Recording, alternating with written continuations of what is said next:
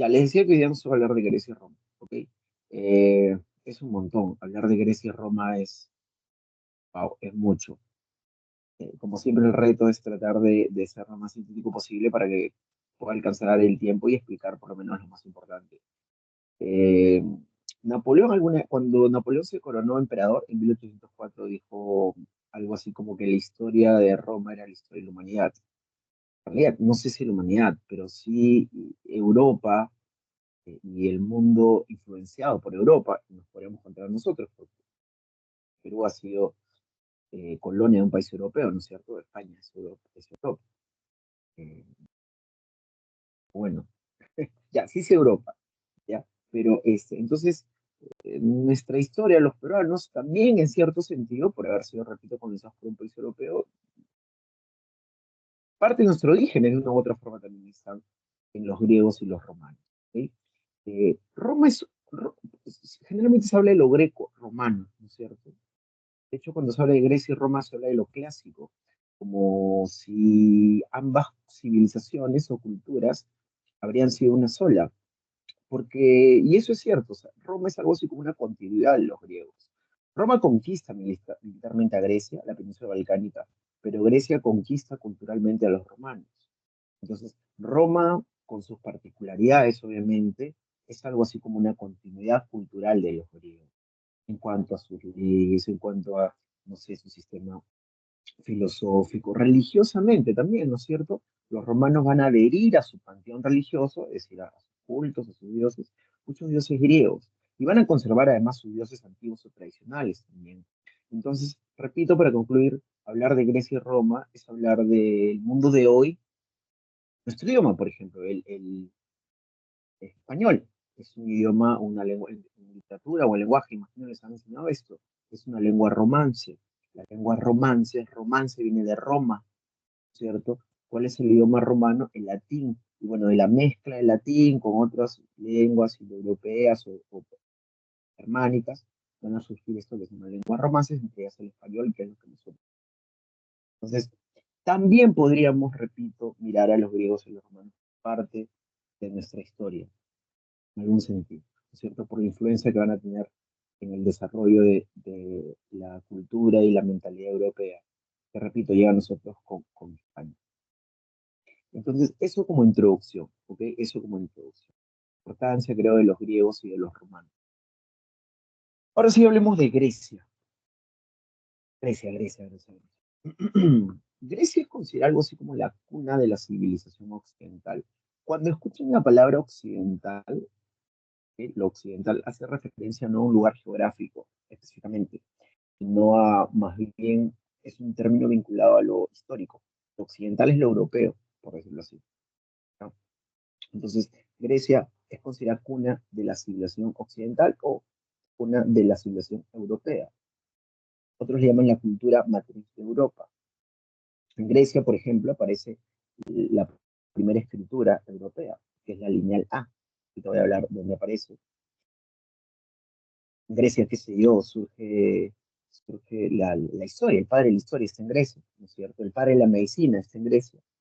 Los filósofos más importantes del mundo occidental están en Grecia.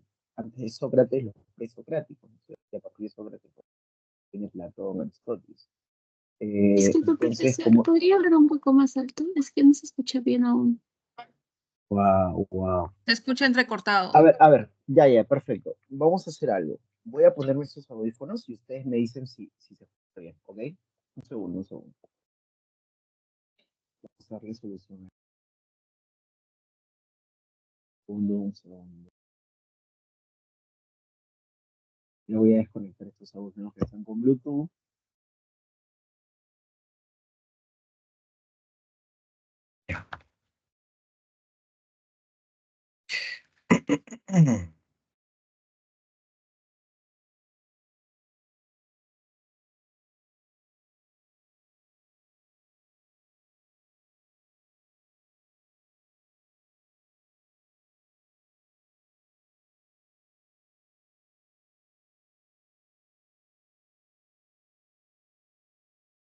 No se escucha nada, profe.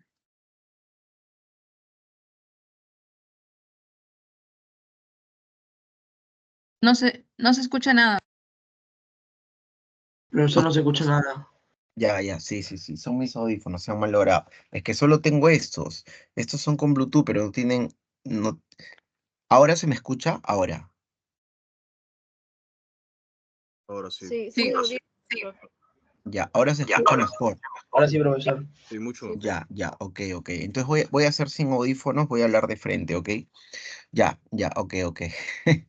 No me, no me linchen, por favor. Estas cosas pueden pasar. Ya, voy a tratar de hablar fuerte, ¿ok? Y voy a pegar lo más que puedo a la laptop. Ya le decía que hablar de Grecia y Roma es aparte de hablar de la historia de la humanidad, o sobre todo de la parte del mundo occidental, ¿no? Occidente es Europa, les dije, ¿no? Del mundo influenciado por lo que hicieron los europeos. Y en este caso les dije que tenía que ver con nosotros porque nosotros fuimos colonizados por un país europeo, que es España. España nos trajo la civilización occidental a América, ¿no es cierto? No solo los españoles, ¿no? Porque América será colonizada por franceses, portugueses, ingleses, pero a nosotros nos tocó España. Por eso, repito, de una u otra forma también somos herederos de esas civilizaciones, los griegos y los romanos, o lo greco-romano, o las civilizaciones clásicas, como también se le conoce. Les decía también, no sé si me escucharon, pero igual lo repito, que Roma es una continuidad de los griegos. O sea, hay un vínculo ahí de continuidad cultural. Por eso se habla de lo greco-romano. Entonces empezamos por Grecia. Grecia, les decía, ahora sí voy a, creo el PPT, sí estoy en Grecia, es la cuna de la civilización occidental, ¿ok? Es la cultura matriz de Europa. Acá hay aportes, ¿no? Bueno, les decía también que nuestro idioma, gran parte de nuestro léxico, o las palabras que usábamos en nuestra vida diaria, bueno, tienen su origen o en el idioma griego o en el idioma romano, que es el latín. De hecho, les dije que el español es una lengua romance, romance viene de Roma, ¿ok? Y las lenguas romances son una mezcla del latín, el idioma de los romanos, con otras lenguas de origen germánico y otras tradiciones lingüísticas. Entonces, en el lenguaje, en disciplinas como la historia, la medicina, la filosofía, distintos géneros literarios, em, todo eso son aportes de los griegos, ¿ok? Todo eso son aportes de los griegos. Es más, hoy este año los Juegos Olímpicos en París, ¿no es cierto? Creo que en unos meses ya, no sé cuántos meses exactamente, se van a celebrar los Juegos Olímpicos. Bueno, los Juegos Olímpicos también nacen en Grecia, entonces también en el deporte se siente la influencia de los griegos. En el método científico, eso también. Ustedes en algún momento cuando ingresen a la universidad, no sé si es San Marcos o acá dice el método científico, no sé, pero voy a subrayarlo, ¿no? Acá hay método científico. Van a ingresar a San Marcos, otra universidad, o a la Autónoma, o a la Vallejo, no sé a dónde, pero van a ingresar, estoy seguro, a alguna universidad. Cuando egresen, la universidad les va a exigir es que escriban una tesis. Una tesis es una investigación a través de la cual ustedes van a aportar, van a dar su granito de arena al conocimiento de la disciplina que ustedes elijan, derecho, medicina, etcétera, etcétera. Bueno, toda investigación nace de una pregunta que se llama problema de investigación. Un problema de investigación se enuncia a través de una pregunta. ¿Por qué los jóvenes peruanos leen poco? Ya, qué sé yo, esa es la pregunta inicial de tu tesis.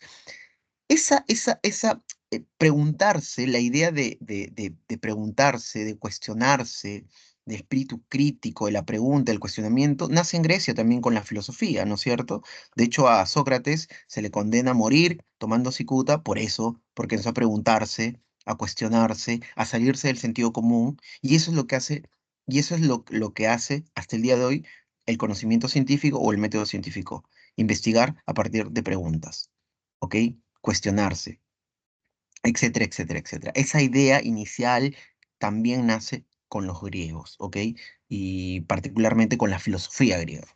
Entonces Grecia es el presente, ¿no es cierto? La democracia, por ejemplo. Cada 4 o 5 años tus papás, ya quizás le toca a alguno de ustedes, van a votar. ¿Dónde nace la democracia? En la antigua Grecia, ¿no es cierto? Etcétera, etcétera, etcétera. Leemos mucho entonces en conclusión a los griegos y a los romanos. Vamos a empezar por los griegos ahora sí.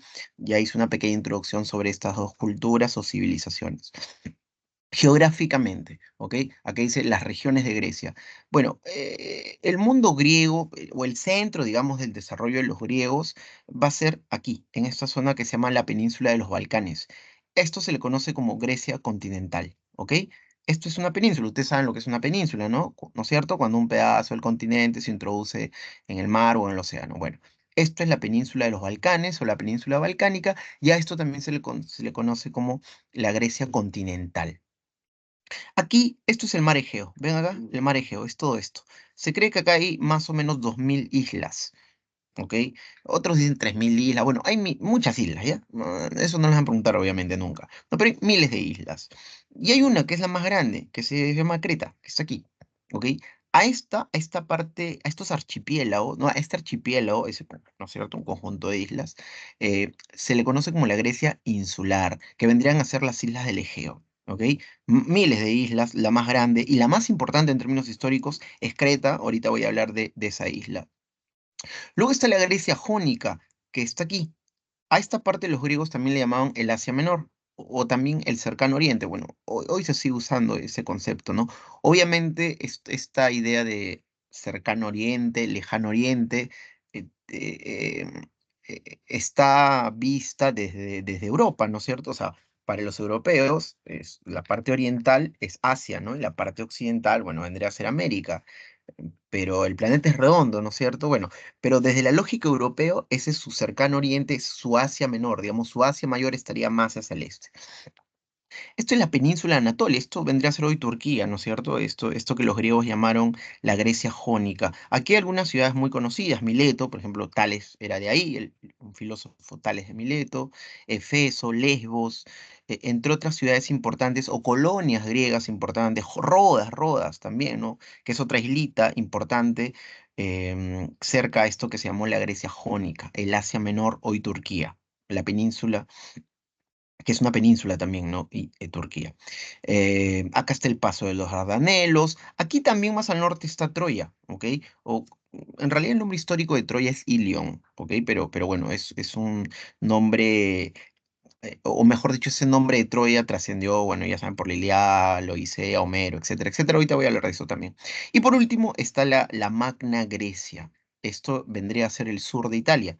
Recuerden que Italia es todo esto, esto es la península itálica, y al sur de Italia, a esto que los griegos llamaron la Magna Grecia, estos griegos fundaron varias colonias. La más importante, Tarento y Crotona. Ah, bueno, Sibaris también, ¿no?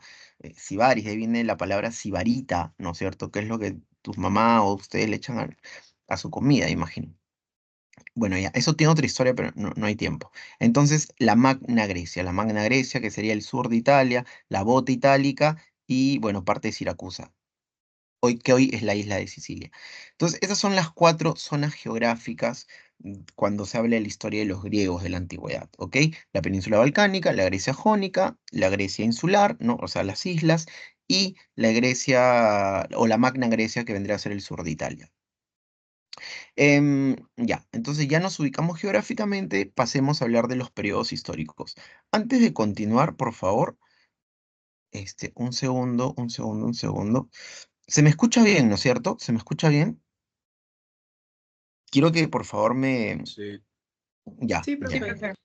ya, bacán, bacán, bacán, chévere, chévere. Cualquier cosa por el chat o me interrumpen, ¿ok? Periodos históricos. Históricamente, cuando se habla de los griegos, se hace una división en dos grandes épocas o dos grandes periodos, ¿ok?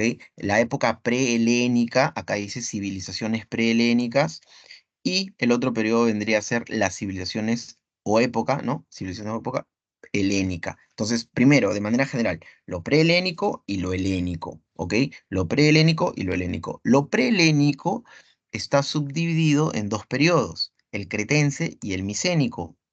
Y el periodo helénico está dividido en cuatro, el periodo oscuro, el arcaico, el clásico y el helenístico. ¿Ya? Empecemos por esta primera gran época prehelénica, que repito, se divide en dos, cretense, periodo micénico.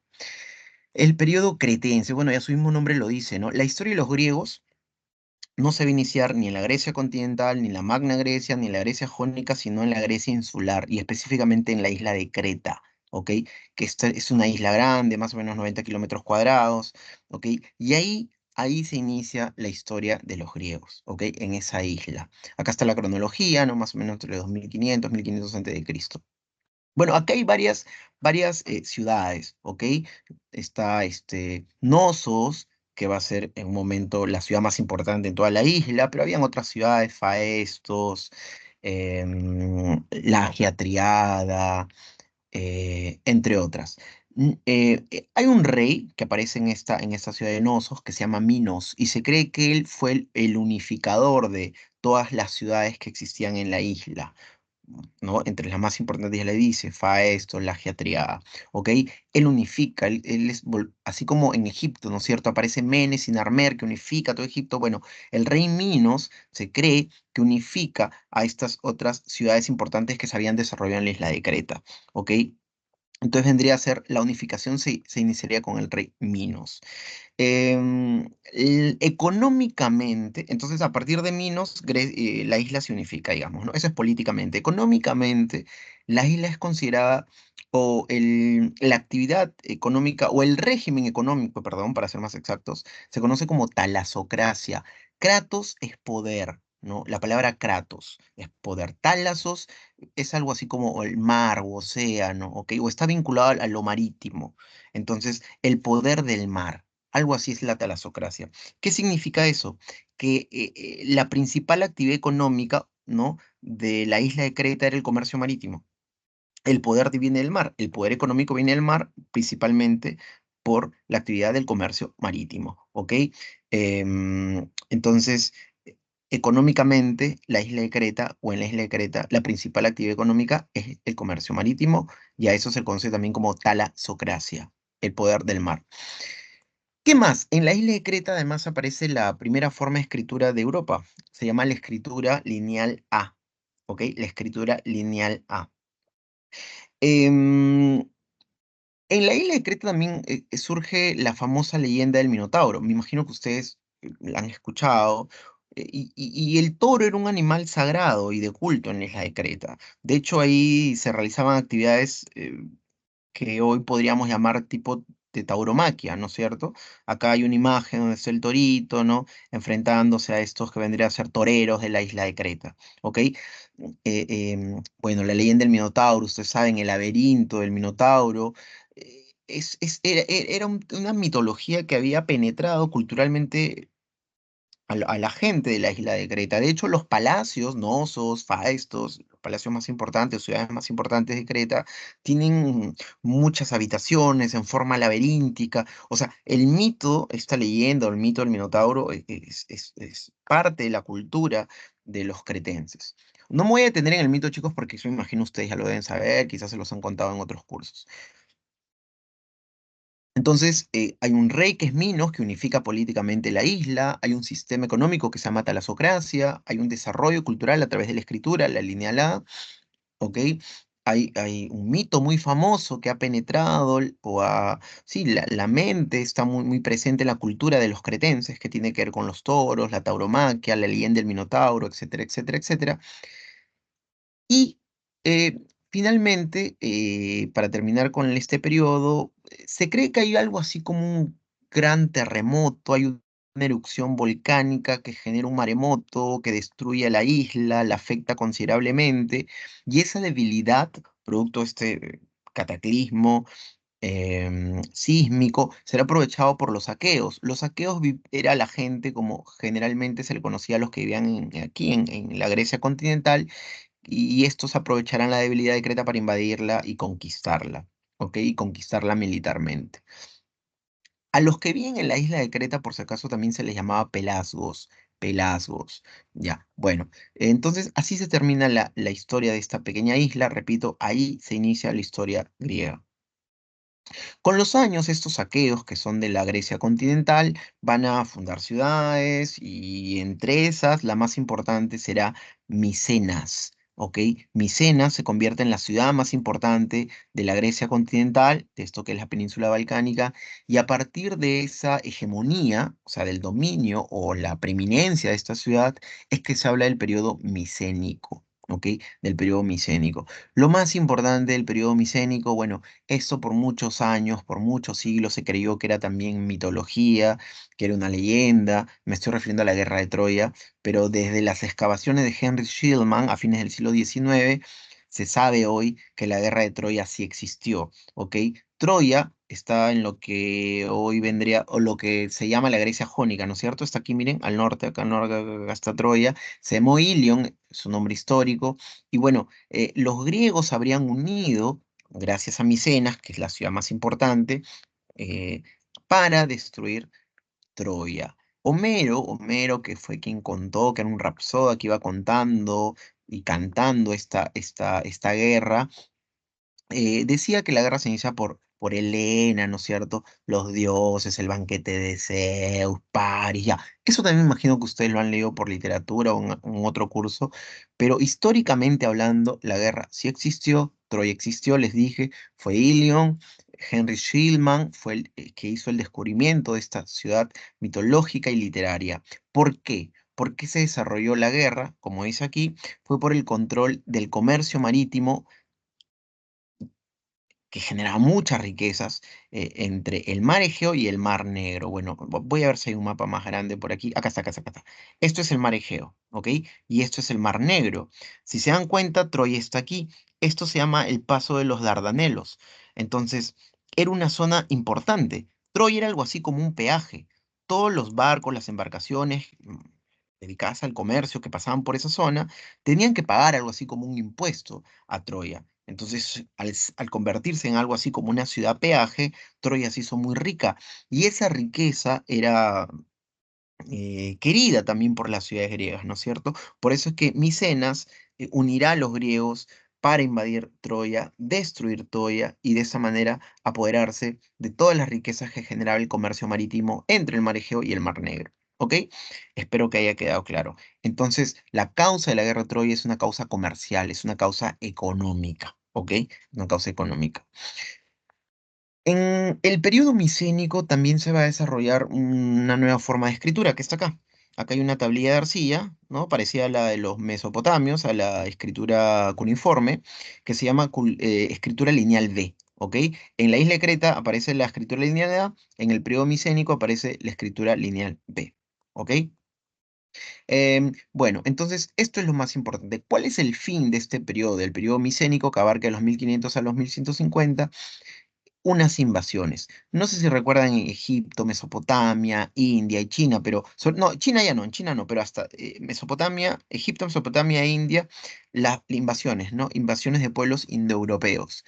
¿Recuerdan Egipto? Los Hicsos invaden Egipto, ¿no es cierto? Pueblos de origen europeo. A la Mesopotamia también, los hititas, los casitas, los hurritas invaden la Mesopotamia.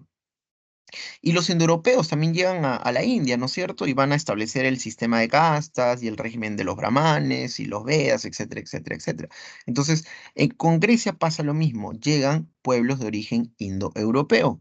Y a esos pueblos se les conoce como dorios, jonios y eolios, ¿ok?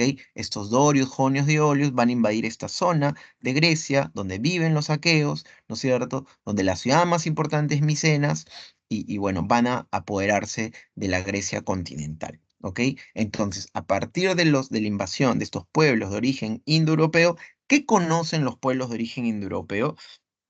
¿Y cuál es la ventaja de estos pueblos respecto a todas las civilizaciones que conquistaron? Por favor, no sé si me pueden escribir en el chat o pueden interrumpirme. ¿Cuál es la ventaja? ¿Por qué los pueblos indoeuropeos dominan a todos? A todos los egipcios, a los pueblos de la Mesopotamia, a la India y ahora a Grecia también, con los dorios, jonios y eolios. ¿Alguien recuerda qué conocen los indoeuropeos?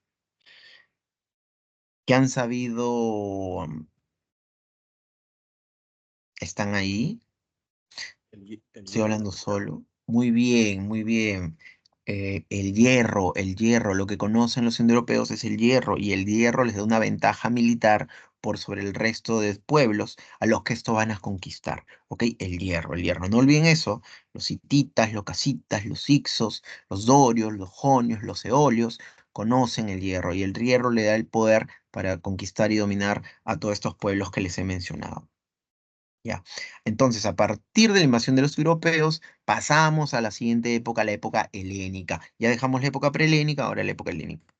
Les dije que la época helénica se divide en cuatro, ¿no es cierto? La Edad Oscura, la Grecia arcaica, la Grecia clásica y el periodo helenístico. A este periodo inicial llamado la Edad Oscura también se le conoce como la Edad de Homero o el periodo homérico, por si acaso. si quieren ponerlo ahí. ¿Ok? Acá está la cronología, ¿no? Dice, se inicia con la invasión de los indoeuropeos, acá dice los dorios llevaron el hierro, lo que ya les dije, ¿no es cierto? La invasión de los dorios, jonios y olios pone fin al periodo prehelénico y da inicio al periodo helénico. Ya, ¿por qué se le llama periodo oscuro? Se le llama periodo oscuro porque es un periodo de retroceso cultural.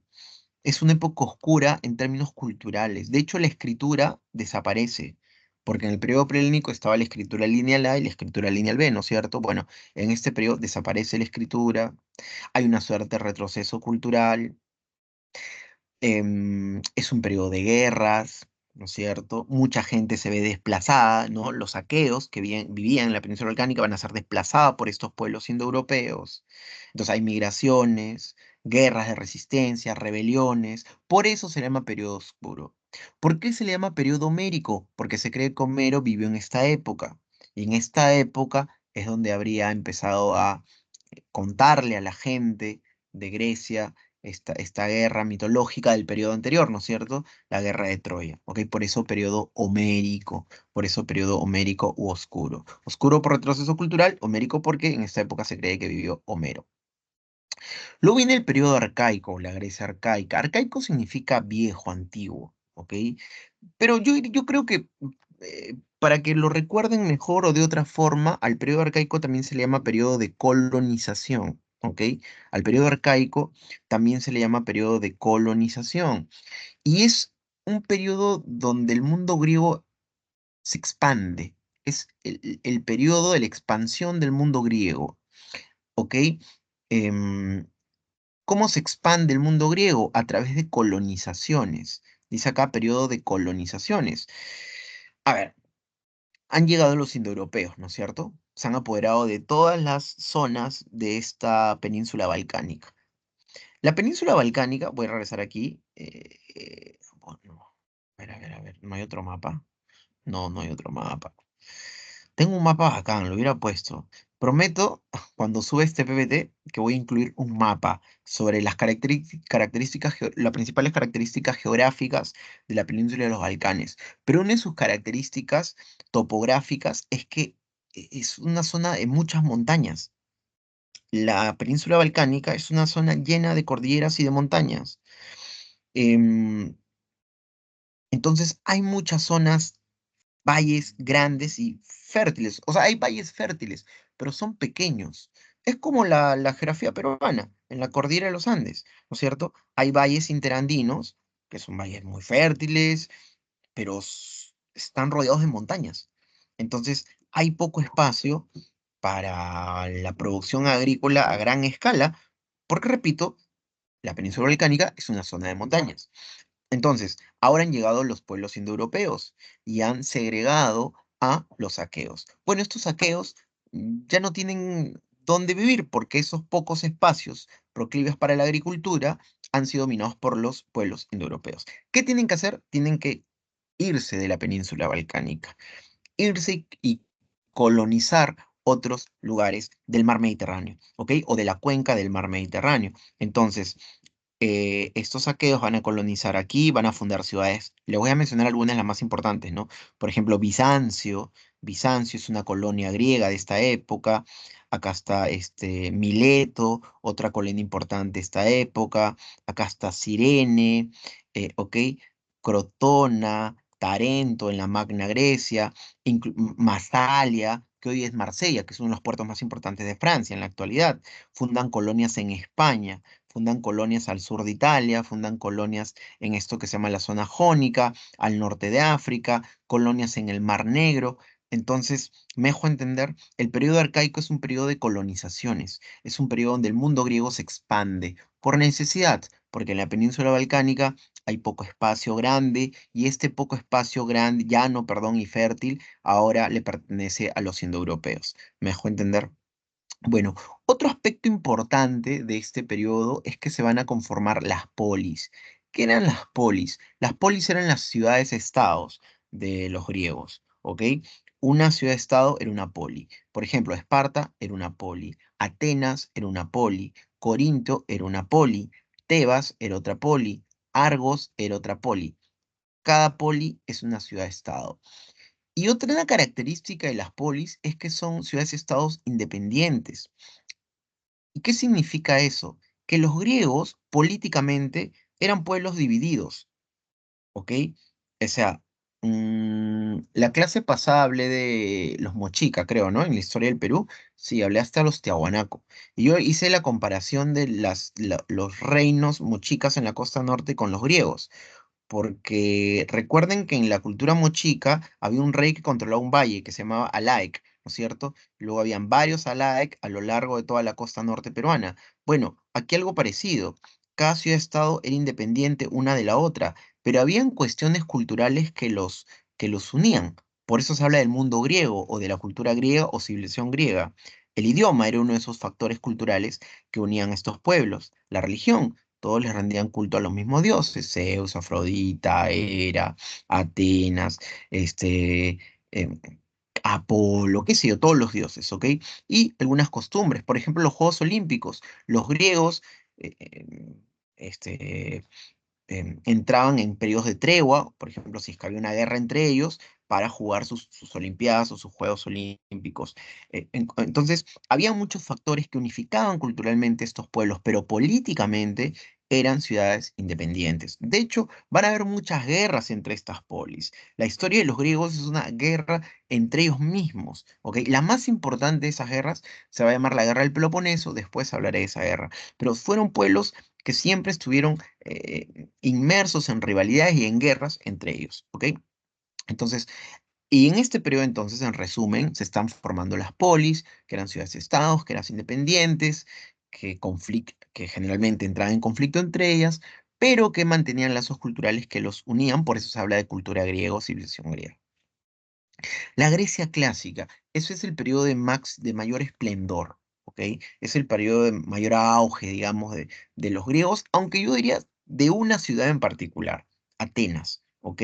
Atenas en esta época va a llegar a un cenit importante de apogeo, de desarrollo cultural, en distintas ramas del conocimiento, arquitectónicamente hablando, militarmente hablando, etcétera, etcétera, etcétera, ¿ok? Políticamente hablando, también en la Grecia clásica ateniense surge la democracia, aparece, qué sé yo, Sócrates, en este periodo de máximo esplendor que se llama el siglo de Pericles y que voy a hablar en un ratito, ¿ok? Entonces, la Grecia clásica es el periodo donde hay dos polis que destacan, ¿no? Atenas, quizás la más importante de ellas, y Esparta, ¿ok? Es el apogeo de las polis, dice acá, destacan Atenas y Esparta, ¿no? Em, no sé, en la Guerra Fría, Estados Unidos y la URSS, ¿no es cierto? Bueno, algo así, Atenas y Esparta, cada uno hegemonizaba o dominaba otras pequeñas ciudades que ellos luego van a organizar en torno a ligas. Ya después hablaré de eso, ¿ok? Pero Esparta y Atenas son las polis más importantes de la Grecia clásica y bueno, ya detallaré algunas cosas más sobre estas polis. Periodo de grandes conflictos militares, sí. Bueno, en la Grecia clásica, por ejemplo, se va a producir las guerras médicas. Ahorita hablaré de las guerras médicas y también las guerras del Peloponeso. Son las dos grandes guerras que suceden en este periodo llamado la Grecia clásica. Acá está la cronología. Época de apogeo cultural, lo que ya les dije, sobre todo en Atenas. El periodo helenístico, para que lo recuerden fácilmente, es el periodo de Alejandro Magno. ¿Ok? Alguna vez imagino que han escuchado a Alejandro Magno, ¿no es cierto? Alejandro Magnánimo. Chicos, antes de continuar, ¿mi audio está bien? ¿Se me escucha bien? Sí, Ya, profesor. bacán, ya, bacán, bacán. Sí, El profesor. periodo, ¿cómo? ¿Sí o no? Sí, ¿no? Ya. Que se escucha El, bien. Ya, chévere, chévere. El periodo helenístico es el periodo de Alejandro Magno, ¿ok?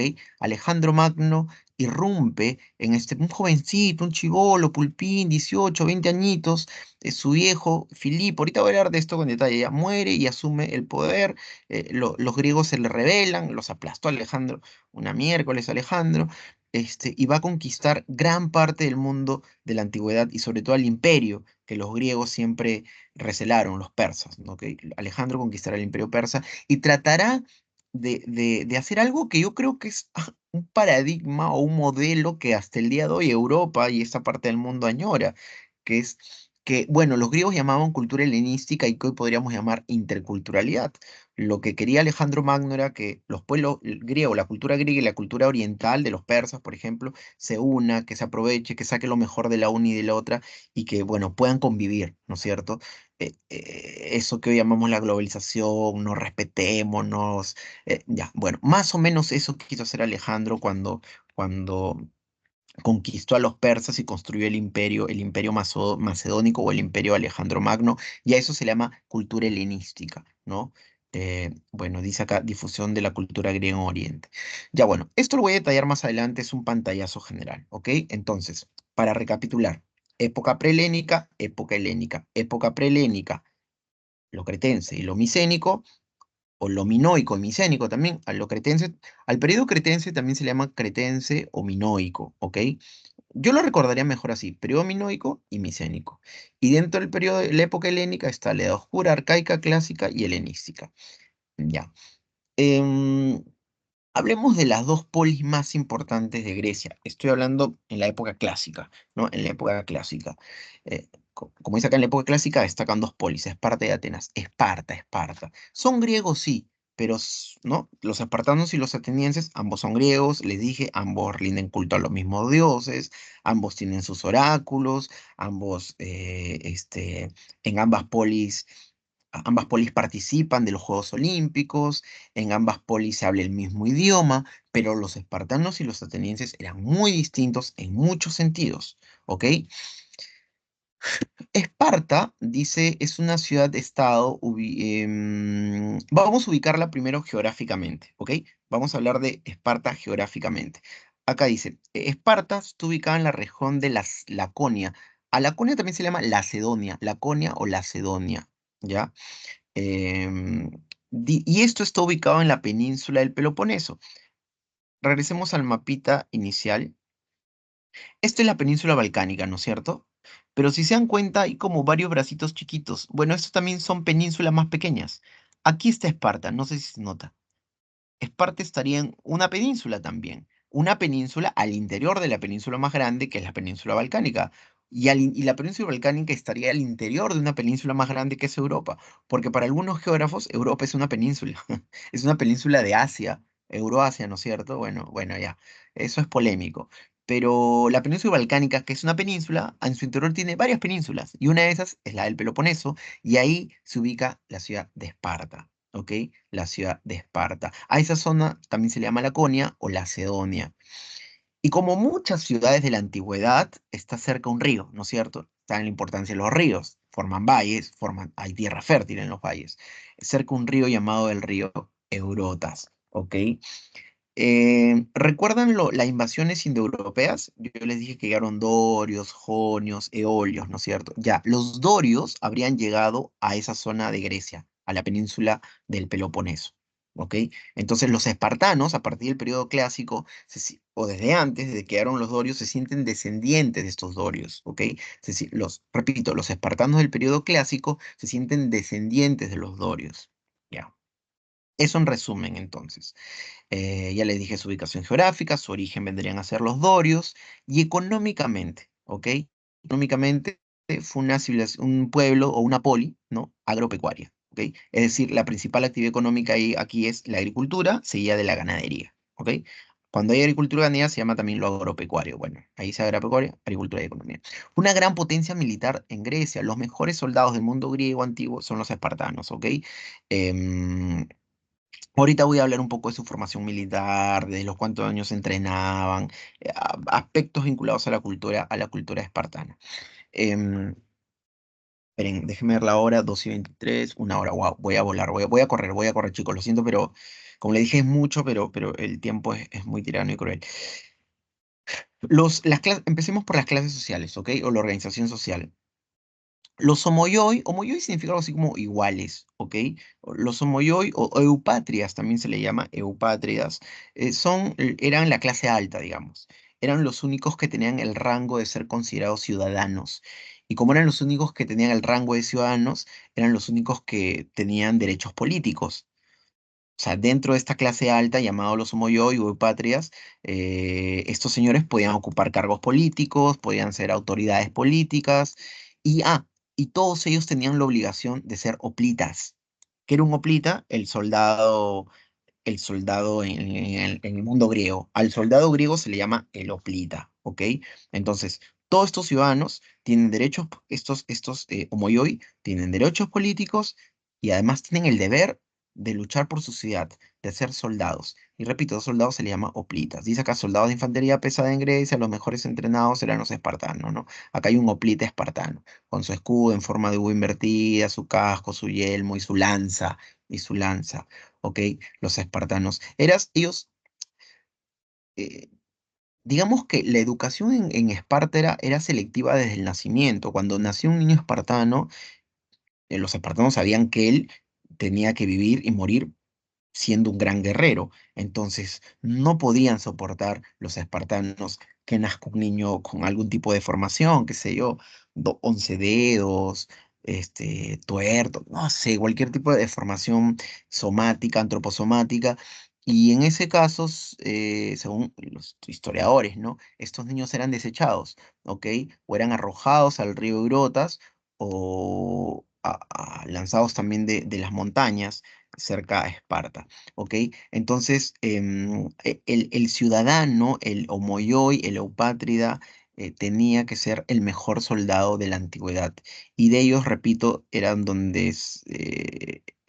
y estos además eran los que ocupaban los cargos políticos, ¿no? O sea, tenían derechos políticos.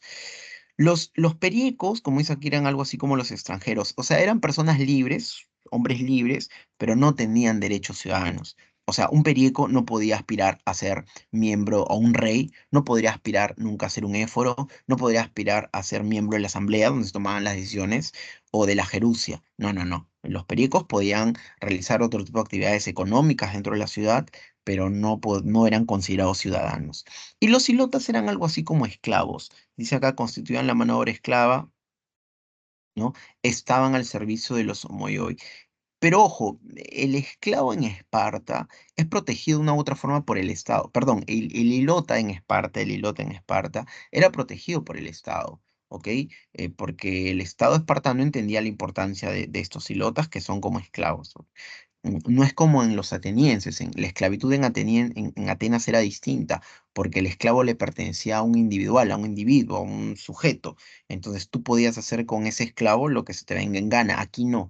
En la antigua Esparta, el esclavo de una u otra forma estaba protegido por el Estado espartano. Con los incas pasa algo parecido con los piñas, ¿no? Los piñas, si bien es cierto, eran nacidos como esclavos, pero también estaban protegidos por el Estado porque tenían una función importante dentro de la estructura estatal inca, como en el caso de los espartanos dentro de la estructura estatal espartana. Entonces, Omoyoi, Periecos y Lotas son sus tres clases sociales. Organización política. Es una diarquía, significa que hay dos reyes, uno militar y uno religioso. Y ojo, ambos tienen mucho peso, ¿ah? Por ejemplo, en las guerras médicas, voy a hablar de las guerras médicas más adelante, cuando se enfrentan los griegos y los persas. Los espartanos no fueron a esa primera guerra médica porque estaban dentro de su calendario religioso en una fecha especial, religiosa, y no podían ir.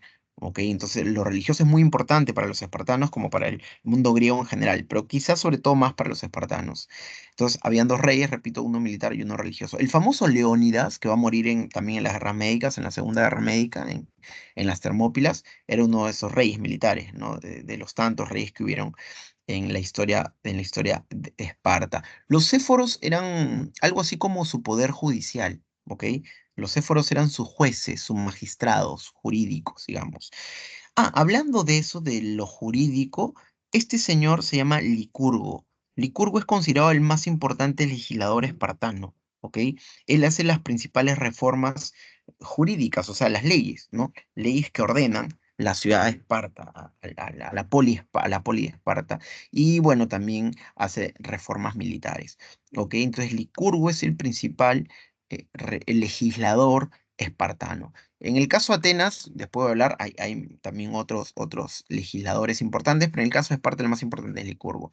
Entonces están los reyes, está algo así como su poder judicial, y sus asambleas son algo así como nuestros congresos, ¿no? Los lugares donde se reúnen los ciudadanos para para tomar decisiones sobre el Estado, sobre el futuro del Estado. Por ejemplo, vamos a una guerra, no vamos a una guerra, aprobamos esta ley, no aprobamos esta ley. Eso era la PEIA, era una asamblea de ciudadanos donde se aprobaban leyes y se tomaban medidas como por ejemplo ir a la guerra o no. Repito, los únicos que conformaban o ocupaban estos cargos eran los Omoyoi, ¿ok? Son los únicos que tienen derechos políticos y son los únicos que pueden ocupar cargos de gobierno. La Gerucia era un consejo de ancianos, ¿ok? Era un consejo de ancianos. Recuerde que la ancianidad en la antigüedad, no solo en Esparta, en muchos otros pueblos, está vinculada con la sabiduría, ¿no es cierto? No como hoy a nuestros pobres abuelitos, lo tenemos ahí en un rincón, no le paramos ni bola, pero no, en la antigüedad la idea de la ancianidad, de la experiencia, los años, era valorada. Entonces, la Gerucia era un consejo de ancianos,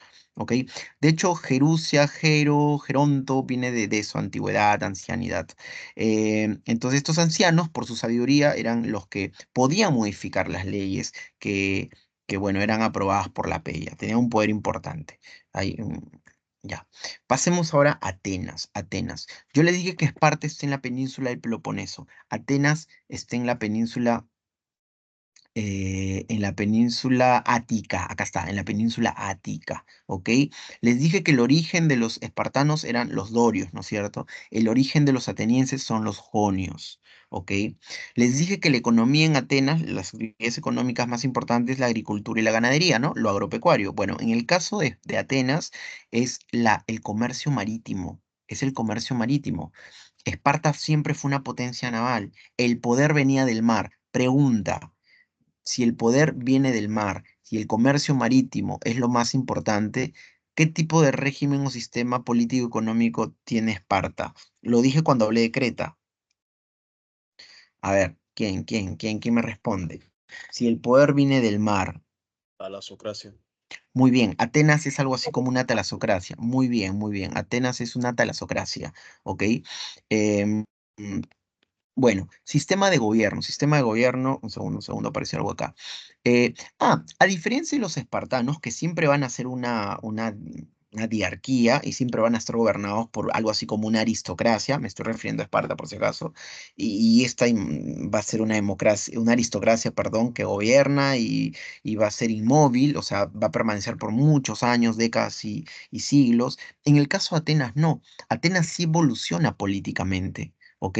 Atenas empezó siendo una monarquía, luego pasó a ser una aristocracia. La aristocracia etimológicamente es kratos, poder, aristos es algo así como los mejores, ¿ok? No una clase alta de élite. Luego pasa a ser una timocracia. Timocracia viene algo así como el poder viene del dinero, de la plata, de los más ricos, ¿ok? Y luego una tiranía y finalmente se convierte en una democracia. Entonces, políticamente los atenienses evolucionan, ¿no es cierto? Evolucionan. Pasan de la monarquía a la aristocracia a la timocracia y de la tiranía pasan a la democracia. Quien establece la democracia en Atenas es este señor de acá, Clístenes. Clístenes estableció la democracia en Atenas. Y se dice que en la perfección o la consolida, porque amplía la participación ciudadana, etcétera, etcétera, etcétera, es Pericles, ¿ok? Entonces la democracia nace con Clístenes en Atenas y se consolida con Pericles, ¿ok?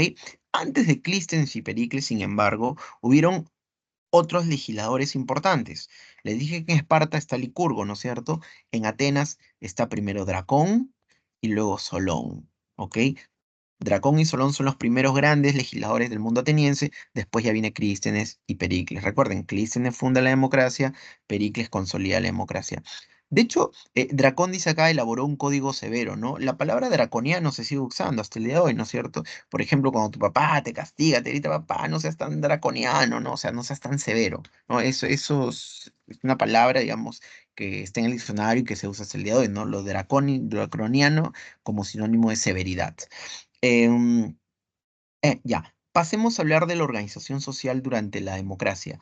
Esto es muy parecido a lo espartano, en esto sí se parecen a los espartanos, socialmente hablando, ¿ok? También acá hay una pirámide social y en la cima están los que son considerados ciudadanos. Los atenienses de origen jonio son los únicos considerados ciudadanos, varones libres con derechos políticos. Aquí también, estos son los únicos que pueden ocupar cargos políticos, son los únicos a los que, por ejemplo, los que, por ejemplo, digamos, los ciudadanos son los únicos que van a beneficiarse de los beneficios de la democracia, ¿no es cierto? Esta democracia ateniense, por si acaso, no es como la democracia de hoy, ¿no es cierto? Todos, digamos, somos parte de la democracia peruana del siglo XXI, del 2024, porque todos tenemos derechos. En esta época no. El derecho, la democracia ateniense o los derechos de los ciudadanos es solo de la minoría, de la élite, de estos de origen jonio, que son una minoría. Y ojo, tampoco es para las mujeres, solo para varones, aristócratas de origen jonio, y para ellos, digamos que aplica la democracia, no para el resto. Entonces, una democracia muy limitada, muy reducido, es un bien de élite, ¿ok? Esto que se llama la democracia ateniense, solo para las clases altas. Los extranjeros, bueno, en Atenas, en Esparta se llama periecos, ¿no? En Atenas se llama metecos, ¿ok? Metecos. También eran gente libre que podían vivir en Atenas, comercializar, pero no tenían derechos, ¿ok? Y por último están los esclavos. Como les dije, estos eran o del Estado y de particulares. Y aquí está la diferencia. Como les dije, en Atenas el esclavo se compra en un mercado, es una cosa y puedes hacer con él lo que se te la gana. En el caso de Esparta, no, el esclavo o hilota era protegido por el Estado. Estas son las principales instituciones de gobierno, ¿ok? Los arcontes vendrían a ser como el poder ejecutivo de los atenienses. Eran los ministros, ¿no es cierto? Los ministros, eran 9 arcontes, ¿ok? O 9 ministros. De aquí salía, por ejemplo, en casos de guerra, uno de esos ministros eran los militares que se iban a encargar de defender la ciudad. A diferencia de los espartanos, para el espartano la guerra es lo más importante. El espartano nace, vive y muere para ser el mejor soldado del mundo griego antiguo. El ateniense no. El ateniense conjuga. Hay una frase que, digamos, puedo reducir esto que intento decirles: mente sana en un cuerpo sano. O sea, los ciudadanos también, los atenienses de origen jonio, eh, también tienen que entrenarse para ser soldados, para ser hoplitas, ¿ok? Pero no solo les interesa lo físico, lo militar, la guerra, sino también cultivar la mente, ¿no es cierto? Por eso, mente sana en un cuerpo sano. Y por eso en Atenas se promueven las artes, se promueve la filosofía, nace aquí la filosofía y bueno, muchas cosas en las que hoy nosotros somos sus herederos, digamos. Entonces, bueno, ya, regresemos a lo político, ¿no? Están los arcontes, los eliastas que vendrían a ser su poder judicial, y también tienen dos asambleas, ¿no? La bule y la eclesía. ¿Ok? La bule y la eclesía. Entonces, poder ejecutivo, poder legislativo, poder judicial. Perdón. Poder ejecutivo, el arcontado, poder judicial, las eliastas, y poder legislativo, la bula y la eclesía. ¿Ok? No sé si lo dije bien, bueno, ya me ordené. Em, ya, es un resumen de Atenas, ¿ok? Son dos polis, ¿no? Griegas, Esparta y Atenas, pero son distintas en algunos sentidos y en otros se parecen. Políticamente son muy distintas, socialmente se parecen, ¿no? Porque son ciudades estamentales, ¿no? Con clases altas, medias y bajas. Y estas clases altas son las únicas que detentan derechos políticos. Ya. Las guerras médicas, las guerras médicas, las guerras médicas. ¿Alguna pregunta hasta aquí, chicos? Ya saben que pueden escribir al chat o pueden interrumpirme. Ya, pasamos a las guerras médicas. El nombre puede confundirlos un poco, ¿no? Guerras médicas no tiene nada que ver con médicos de bueno, hospital, enfermeras, doctores, no, nada que ver. Eh, a ver, voy a regresar al mapa anterior, creo que hay un mapa más grande. No. Regreso aquí. Ya, aquí, esto es la Grecia jónica, ¿no? Yo les dije, más al este, más hacia aquí, ya no se ve, ¿no? Hacia el este, ya ustedes saben puntos cardinales, hay un gran imperio, que es el imperio persa, ¿ok? De los aqueménides, ¿ok? Ese imperio persa, ese imperio persa se está expandiendo por el este, llega hasta la India, y por el oeste está llegando aquí a Anatolia, a esta zona que se llama la Grecia jónica, y empieza a someter a las colonias griegas que habían aquí: Mileto, Efeso, Sardes, eh, no sé, Lesbos. Acá hay una isla que se llama Lesbos, de ahí viene la palabra lesbiana también, ¿ok? Entonces empieza a someter a todas estas islitas que están aquí en la Grecia jónica. Entonces, el imperio persa sigue expandiéndose. Sí, es que en esa isla de Lesbos vivió una poetisa que solía estar acompañada de mujeres y bueno, ya saben, ¿no? Entonces, el imperio persa se expande y llega a someter a estas colonias griegas. Y los colonos griegos de Mileto son los que le van a pedir ayuda a Atenas, ¿ok? Atenas. En el siglo V antes de Cristo, que es en estos años, Atenas era una polipoderosa, era una talasocracia. Recuerden que el comercio marítimo era un negocio importante, ¿no es cierto? Entonces, era una potencia económica. Mileto le pide ayuda a Atenas, ¿ok?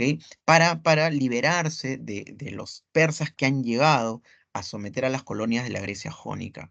Entonces, esa será la causa principal, ¿no? Dice acá causas, continuo expansionismo de los persas. ¿Y qué querían los persas de esta zona? Los persas sabían que los griegos controlaban el comercio en el mar Egeo, pero también el comercio en el mar Negro, ¿no? Que está aquí, que ya le enseñé hace un ratito, ¿no es cierto?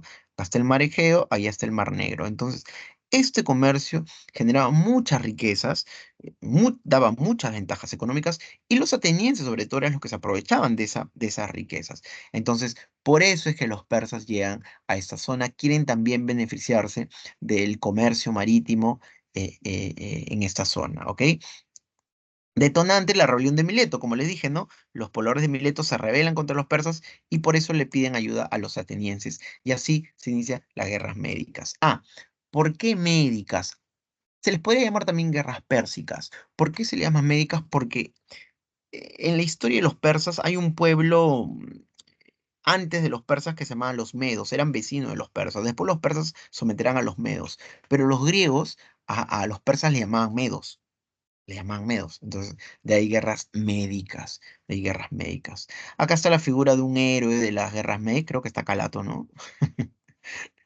Ya bueno, estoy viendo algo raro por ahí. Pero era normal que las estatuas del mundo griego eran así, ¿ok? Normal, ¿no?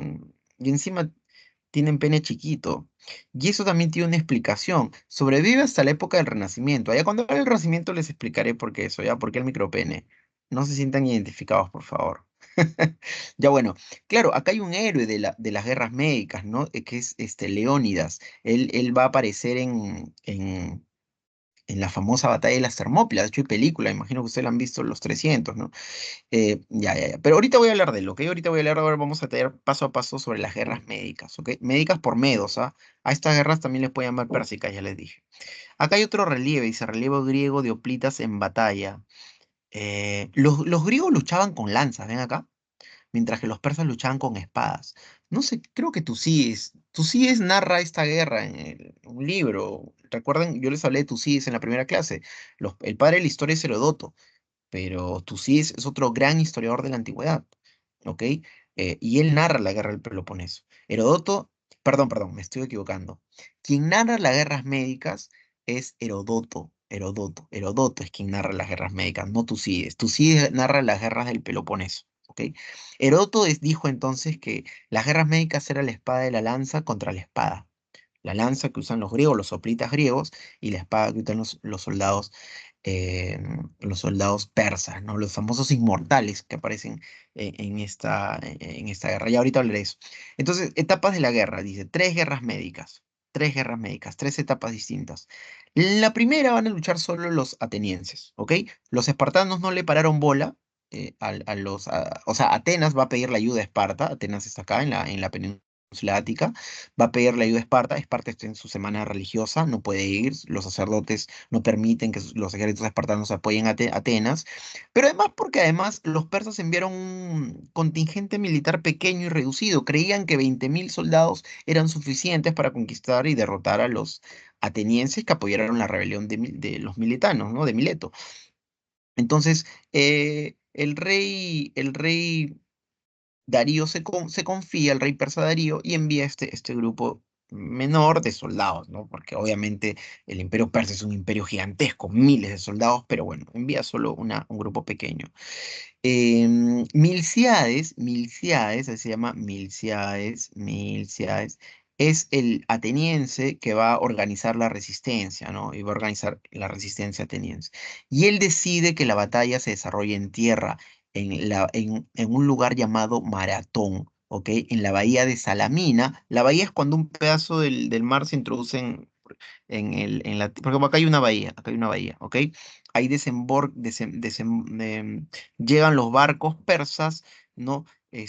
Una suerte de invasión anfibia, salen los soldados, y ahí en esa bahía, en ese campo que se llama Maratón, Milcíades espera a los soldados persas. ¿Quién vence? Los atenienses, ¿ok? En la Primera Guerra Médica, Atenas prácticamente, no solo, pero digamos que fue la poli más importante, que se enfrenta a los persas. ¿Quién es el héroe ateniense? Milcíades, ¿ok? Milcíades derrota en los campos de Maratón a los persas, al poderoso imperio persa, que era el imperio más poderoso de la antigüedad en esa época. Los griegos están eufóricos, ¿no es cierto? Los soldados que acaban de derrotar a los persas. Entonces, Milcíades envía un mensajero, o mejor dicho, le da la orden a un mensajero para que corra sin parar hasta Atenas a darle el mensaje a la ciudad de que han derrotado al poderoso imperio persa, ¿no? Este mensajero corre 1 kilómetro, 2 kilómetros, 10 kilómetros, 20 kilómetros, 30 kilómetros, llega casi a los 40 kilómetros, da el mensaje y se muere, ¿ya? Le da un paro al corazón al pobre y bueno, pero finalmente entregó el mensaje, ¿no? Le dio la alegría al pueblo ateniense diciéndole que habían derrotado al imperio persa. En honor a este corredor, a este mensajero y al campo de maratón es que se corren las maratones, ¿no? Que hoy tiene 42 kilómetros. Bueno, este mensajero corrió casi 40, casi 40. Em, la Segunda Guerra Médica ya es distinta, porque los persas, y Jerjes en particular, el nuevo rey persa, quiere castigar a los griegos. Los griegos, dice Jerjes, osaron derrotarnos en Maratón, mi viejo se confió, yo no me voy a confiar, él envió 20.000, yo voy a rendir un ejército de 100.000, 120.000 soldados. Herodoto habla de medio millón, pero los historiadores contemporáneos, modernos, creen que esa es una cifra exagerada para la época, pero sí creen que Jerjes pudo haber reunido un ejército de más o menos 120.000 soldados. Bueno, Jerjes no va a llegar por mar como lo hizo su padre, digamos, ¿no? ¿No? Desembarcando en una bahía aquí en la península balcánica, sino va a cruzar los Dardanelos por aquí, va a descender de norte a sur, ¿ok? Va a llevar a su ejército a través del norte de Grecia, digamos. Para la Segunda Guerra Médica, los atenienses ya no luchan solos, porque ya no es posible que los atenienses puedan derrotar un ejército de tanta gente, de 120.000 soldados. Ahora sí se tienen que unir muchas polis griegas, y entre ellas, y entre esas polis, la poli de los mejores soldados o guerreros, que era la de los espartanos, ¿no es cierto? Esparta en la Segunda Guerra Médica tiene como su rey a un tal Leónidas, el que está aquí, ¿no es cierto? Leónidas es consciente que los griegos no están preparados para resistir a los persas, pero creen que utilizando una parte de la geografía griega puede detenerlos hasta que las otras polis se organicen mejor y puedan enfrentarse y derrotar a los persas. Leónidas entonces, este rey espartano, lleva sus 300 mejores soldados a un paso que se llama las Termópilas, ¿no es cierto? Y ahí se enfrentará a la avanzada del ejército persa de estos cientos de miles de soldados, ¿ok? Ojo, Leónidas no pelea solo con 300, ¿ah? Hay 5.000 beocios que luchan contra él, pero esos 300 espartanos eran los mejores guerreros, la élite de la élite del ejército espartano. El paso de las Termópilas es una zona angosta, por un lado está la montaña y por el otro lado el acantilado. Entonces, al ser una zona angosta, por más que haya miles y miles de soldados persas, eso no le suponía una ventaja porque era una zona angostita, o sea, no había forma de mostrar tu mayoría apabullante, ¿no es cierto? Entonces, esos 300 resistieron por muchos días y le dieron tiempo a los griegos a organizar mejor su defensa para enfrentar a los persas. Entonces, en la Segunda Guerra Médica, los griegos pierden en las Termópilas, pierden, los 300 mueren, no incluidos Leónidas, pero luego derrotan a los persas en Salamina, Platea y finalmente en Micala. Salamina va a ser la batalla más importante, que en realidad fue un combate, o sea, fue en el mar, ¿ok? Salamina fue en el mar, fue un combate. dicen que los atenienses le consultan al oráculo, el oráculo es un lugar donde se vaticinaba el futuro, ¿no? Unos sabios, monjes, chamanes, te decían el futuro, y le dicen algo así que solo las murallas de madera podrán salvar a la ciudad. Entonces, muchos interpretaron, entre ellos Temístocles, que fue el líder de los atenienses en ese entonces, que esos murallas de madera eran los barcos. Entonces, los atenienses abandonaron la ciudad, salieron de la ciudad en los barcos, se fueron a la isla de Salamina. Recuerden que en el mar Egeo hay 2000 islas, una de estas islas se llama Salamina, y escapándose ahí, luego estos mismos barcos se enfrentarán a los barcos persas y los derrotarán en Salamina. ¿Ok? Finalmente ya en Micala, bueno, es la victoria definitiva de los griegos, ¿no? Repito, en la Segunda Guerra Médica ya se unen varios, ¿no? Sobre todo Atenas y Esparta. En la Primera y en la Segunda Guerra Médica, el mundo griego está a la defensiva, ¿no es cierto? Los que atacan son los persas. En la Tercera Guerra Médica eso se invierte. Ahora los griegos pasan a atacar, pasan a la ofensiva, ¿ok? Porque saben que el imperio persa está debilitado. El rey persa en la Tercera Guerra Médica ya no es Jerjes, sino es Artajerjes, ¿ok? Entonces, en la Tercera Guerra Médica, los griegos atacan y derrotan a los persas en una batalla que se llama Eurimedonte. Eurimedonte, ¿ok? Y firmarán una paz con los persas, un tratado de paz, digamos, que se llama la Paz de Simón, por el que los griegos, perdón, por el cual los persas van a abandonar esta zona de la Grecia jónica, estas colonias griegas van a recuperar su independencia y de esta manera Atenas volverá a tener el control de gran parte de esta zona llamada la Grecia jónica. Y además, los atenienses, para consolidar su poder, van a formar una liga. ¿Qué es una liga? La Liga de Delos. ¿Qué es la Liga de Delos? Es la unión de varios polis eh, lideradas por Atenas, ¿ok? Por Atenas. Por eso Atenas se cree que después de las guerras médicas se convierte en algo así como un imperio porque va a dominar a un montón de polis y a muchas de las polis que están en estas islas a lo largo del mar Egeo, ¿ok? Entonces, después de la Tercera Guerra Médica, Atenas se convierte en la potencia, digamos, del mundo griego por encima de Esparta y algo así como un imperio, ¿ok? Recuerden, imperio significa dominio, expansión, ¿cierto? Conquista. Consecuencia de las guerras médicas, bueno, obviamente se inicia la decadencia, el imperio persa no ha fracasado en su intento por invadir a los griegos, hay una hegemonía o dominio de ateniense, sobre todo en el mar Egeo, repito, para algunos Atenas aquí pasó a convertirse en una suerte de imperio, y sí, va a haber una época de apogeo, ¿no? De desarrollo cultural, de las artes, de las letras, de la arquitectura, eh, en general. A ese periodo de esplendor, de apogeo cultural, se le llama el siglo de Pericles, porque coincide, esta época post-guerra médica, coincide em, con, con, con Pericles. ¿Quién fue Pericles? Pericles fue un político importante de esta época, ¿ok? Por eso se llama el siglo de Pericles. Y Pericles, además, como les dije hace un ratito, se cree que es quien consolida la democracia. Por ejemplo, él introduce reformas políticas que, entre otras cosas, hacen que los cargos públicos sean pagados, amplía la ciudadanía a los sectores más pobres. Ojo, siempre y cuando dentro de las clases altas, porque recuerden que la democracia en esta época es solo para los que son considerados ciudadanos de origen jonio, ¿ok? Entre otras cosas, ¿no? Atenas logra su máximo apogeo político, intelectual, científico, artístico, ¿no? Mira, obras como esta acá, ¿no? El mármol, las estatuas, construye esto que es el Partenón. La Acrópolis era, o sea, dentro de las ciudades había unas zonas que se llamaban las Acrópolis. Dentro de las polis habían algo así como micro ciudades dentro de la ciudad llamadas Acrópolis, que generalmente estaban en las zonas más altas, ¿no? Que de Grecia. Recuerden que Grecia es una zona de muchas montañas, entonces siempre se construían estas acrópolis en las cimas de esas montañitas dentro de las ciudades o las polis. Y bueno, Pericles manda a construir esto que se llama el Partenón, que es este templito de aquí. Bueno, entonces es un periodo de embellecimiento. Aquí aparece además Sócrates, ¿no es cierto? En filosofía le contaron sobre la muerte de Sócrates.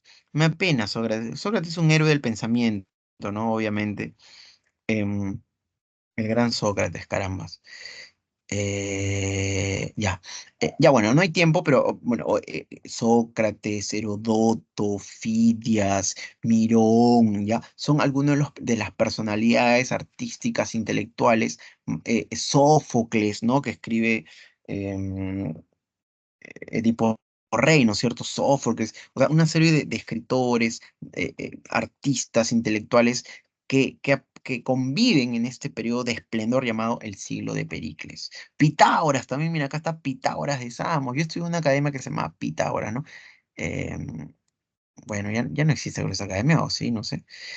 Sócrates, Pitágoras, ya, bueno, el teorema de Pitágoras, ¿no?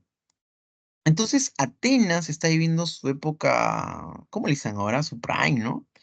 Es una época de apogeo, de hegemonía, de dominio, de riqueza, controla la economía en el mar Egeo, el mar Negro, ya no tiene rivales, y eso obviamente genera la envidia de Esparta, ¿ok? Es algo propio de la condición humana, yo creo que es la envidia, ¿no es cierto? Bueno, ya. También es parte de la condición humana. El ser humano tiene un lado empático, solidario, pero también un lado egoísta y envidioso. Bueno, Esparta recela el poder de Atenas y se inicia una pugna, una lucha entre ambas polis por la hegemonía de todo el mundo griego, o sea, por el dominio de los Balcanes, ¿no? Que es donde están, donde vivían las polis griegas. Entonces, a esas guerras se les llama las guerras del Peloponeso. Si Herodoto nos narra y nos cuenta las guerras médicas, Tucídides nos cuenta y nos narra las guerras del Peloponeso, ¿ok? También son tres guerras del Peloponeso, así como tres guerras médicas, tres guerras del Peloponeso. Atenas es una potencia marítima, tiene la mejor marina de guerra frente a los espartanos. Los espartanos son los mejores soldados en tierra. Digamos que el mejor ejército es el espartano, pero la marina más poderosa, la marina de guerra, los barcos, digamos, son los tienen los atenienses. La Primera Guerra Médica, en ese sentido, es algo así como un empate, porque unos son los mejores por el mar, los otros tienen los mejores ejércitos por tierra. Bueno, los espartanos van a sitiar Atenas, van a rodear la ciudad. Y en Atenas, al haber tantos muertos por inanición, o sea, por falta de alimentos, se va a generar algo así como una peste, una epidemia en la ciudad y que inclusive va a matar a Pericles, ¿ok? En la Primera Guerra Médica, digamos que hubieron muchos muertos por esta suerte de epidemia, entre ellos el gran Pericles, ¿no es cierto? El líder político más importante que tenían los atenienses en este periodo. Se va a firmar una paz, la paz de Nicias, ¿ok? Era una paz en teoría de 30 años, pero que no duró. No duró 30 años, porque a los pocos años Esparta nuevamente inicia la guerra, ¿ok? Esparta, yo les dije que Atenas, para invadir a los persas, ¿no es cierto?, en la Tercera Guerra Médica, no sé si lo dije, sí, sí lo dije, ¿no? Fundó la Liga de Delos. Bueno, Esparta, para enfrentarse a Atenas, también va a formar una liga, la Liga del Peloponeso. Entonces, en las guerras del Peloponeso se enfrenta Atenas, que dirige la Liga de Delos, y Esparta, que dirige la Liga del Peloponeso, ¿ok? En la Segunda Guerra del Peloponeso, entonces le decía Esparta y la Liga del Peloponeso atacan otra vez a los atenienses. Atenas está perdiendo la guerra, empieza a perder sus aliados. Pero ¿saben qué es lo que inclina la balanza en favor de los espartanos? Y aquí se demuestra la división política de los griegos. Porque los griegos, ya les dije, le rinden culto a los mismos dioses y toda esa vaina, pero políticamente están divididos. ¿Qué pasa para que la balanza se incline en favor de los espartanos? El oro persa. Los persas financian en parte. Napoleón decía, no sé si esta frase ya lo dije antes, pero recuérdenla. Napoleón decía que para toda guerra habían tres cosas necesarias, fundamentales y últimas. Dinero, dinero y dinero. Toda guerra supone dinero. Entonces, los persas invierten, digamos, o apoyan financieramente a los espartanos. Hay oro persa detrás de la Segunda Guerra del Peloponeso, y eso hará que la balanza se incline en favor de los espartanos. Finalmente, en la Tercera Guerra Médica, ¿no? Esparta, aliado de Persia, ya definitivamente vence a la Liga de Delos, liderada por Atenas. ¿En qué batalla? En la batalla de Gospótamos. Digamos que esta es la batalla definitiva que termina o que cierra esta guerra llamada del Peloponeso. ¿Ok? Dice acá una flota espartana dirigida por Lisandro. Profesor, pero no decía que no tenían barcos. Ya, pero los persas con su oro le permiten a los espartanos construir barcos. Y ahora, por tierra y por mar los equiparan y por eso los derrotan. ¿Me dejo entender?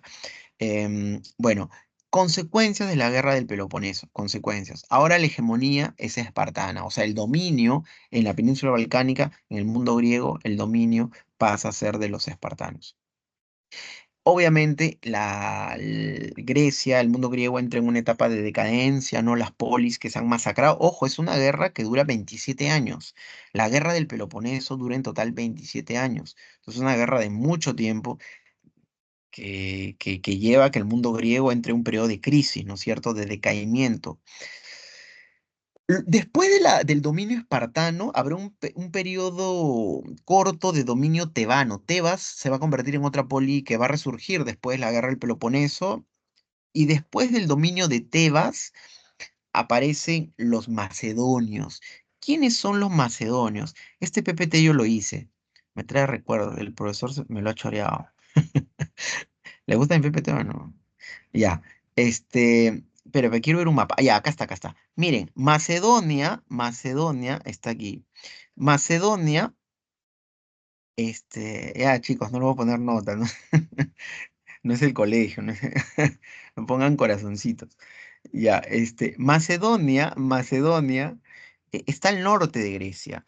Los griegos de aquí más al sur, no, ni siquiera consideraban a los macedonios como griegos, a pesar que los macedonios rendían culto a sus mismos dioses, pero por ejemplo, hablaban el mismo idioma, pero los macedonios tenían costumbres muy, muy distintas a los griegos. Era un pueblo de, de- de agricultores también. Se parecían mucho a los espartanos, en algún sentido, los macedonios, ¿ok?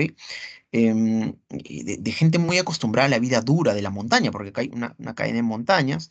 Entonces, hay un rey macedonio que aprovecha esto que él entiende que tienen los macedonios, que es una vida acostumbrada a la guerra, a la lucha, a las condiciones difíciles de vida, que se llama Filipo II y que está acá. Filipo II construye el ejército, o mejor dicho, reforma el ejército macedonio, lo hace un ejército importante, utiliza lo que se llaman las falanges macedónicas. La falange era una forma de luchar griega desde mucho antes, pero Filipo hace unas reformas militares para que sus falanges luchen con lanzas de 5 metros, o sea, hace una reforma militar, potencia y mejora la forma de luchar de los griegos o de los macedonios en este caso, ¿ok? Con Filipo II, entonces, todo Grecia cae bajo el dominio de los macedonios, ¿ok? Dice acá, en la batalla de Queronea, Filipo unifica a los griegos, somete a los griegos. Entonces, ahora la hegemonía pasa del lado macedónico. Me dejo entender, voy a hacer una recapitulación. Después de las guerras médicas, después de las guerras médicas, Atenas tiene la hegemonía. Después de la guerra del Peloponeso, Esparta tiene la hegemonía. Después de la hegemonía espartana viene la hegemonía de Tebas y finalmente a partir de Filipo viene la hegemonía de los macedonios. Em, entonces los macedonios, con Filipo, su rey, empiezan a convertirse, ¿no?, en la poli más importante, dominan al mundo griego, pero Filipo es asesinado por uno de sus guardias, ¿ok? En la capital de Macedonia, que era... Ay, me olvidé el nombre. Ahorita me voy a acordar, ahorita me voy a acordar. Muere en la capital macedonia. Su hijo era Alejandro Magno, acá está Alejandro Magno luchando contra un soldado persa. Tenía 20 años, era un jovencito, ¿ok? La mamá de Alejandro Magno le contaba a Alejandro desde muy niño que él era hijo de Zeus y que era descendiente de Aquiles. Entonces, Alejandro vivió con estas leyendas y esta creencia de que él era un semidios, prácticamente. Bueno, a los 20 años Alejandro Magno se embarca en el sueño que todos los griegos quisieron tener alguna vez, que era conquistar al poderoso imperio persa, que si bien es cierto, había sido derrotado por los griegos en las guerras médicas, todavía seguía siendo el imperio más poderoso de esa época de la antigüedad. ¿Ok? Entonces, Alejandro será quien derrota a los persas en 3 batallas: Gránico, Isos y la batalla definitiva está acá, Gaugamela, en el año 331 a.C. Él derrota a Darío III en esa batalla. Hay una película que se llama Alexander, está en YouTube, o por lo menos algunos fragmentos, por si algunos quieren ver esa, por ejemplo, la batalla de Gaugamela, pueden buscar batalla de Gaugamela, película Alexander, y esa batalla para mí me parece muy loca, o sea, muy bacán, muy bien hecha además. La película en general está muy bien hecha, es de Oliver Stone, el director, y es muy histórica además. Pero esa batalla, chicos, es muy chévere. Gaugamela, es la batalla definitiva. En esa batalla, te repito, Alejandro derrota a Darío III. Alejandro, como les dije en un inicio, quiere hacer algo provocativo para la época, disruptivo. Quiere unir lo mejor de la cultura de los pueblos orientales con lo mejor de los griegos. En esa película, por ejemplo, hay una escena que les he comentado cuando Alejandro entra a Babilonia. Babilonia era una de las capitales del Imperio Persa. El Imperio Persa tenía 4 capitales, Persépolis, y una de ellas era Babilonia. Babilonia recuerdan, una antigua ciudad de la Mesopotamia, ¿no es cierto? Pero en esa época Babilonia estaba ya bajo el dominio persa y los persas habían denominado a Babilonia como una de sus capitales. Bueno, Alejandro entra a Babilonia, se queda asombrado, entra al palacio y los jardines colgantes. En la película pueden ver eso, ¿eh? Mira el Sigurak de Marduk, está asombrado y dice, no es, por cierto, Aristóteles fue maestro de Alejandro Magno. Alejandro mira a sus generales y les dice, nuestro maestro Aristóteles se equivocó. Él llamaba bárbaros a estos pueblos y los bárbaros no podrían haber construido nunca esta gran ciudad. Ni siquiera los griegos hemos podido construir ciudades como estas. Entonces, él se da cuenta rápidamente de la importancia cultural y el desarrollo cultural de los pueblos del Oriente, ¿ok? Del Oriente griego. Y lo que quiere hacer es eso, ¿no? Unir al Oriente y al Occidente, la cultura occidental con la cultura oriental, y de esta manera, a eso él le llamó el proceso de helenización. O sea, quiso helenizar el mundo oriental, pero sin que esto signifique o suponga un sometimiento de una cultura por sobre la otra, sino más bien hacer algo híbrido, ¿no? Lo mejor de uno con lo mejor del otro. Bueno, así van a surgir los reinos helenísticos. Alejandro va a fundar muchas ciudades a las que él llama Alejandría. La Alejandría más importante es la Alejandría de Egipto. Acá está. La ciudad de Alejandría en Egipto, ¿ok? De hecho, también fundó una ciudad que le llamó como su caballo, Bucéfalus. Acá está Bucéfalus.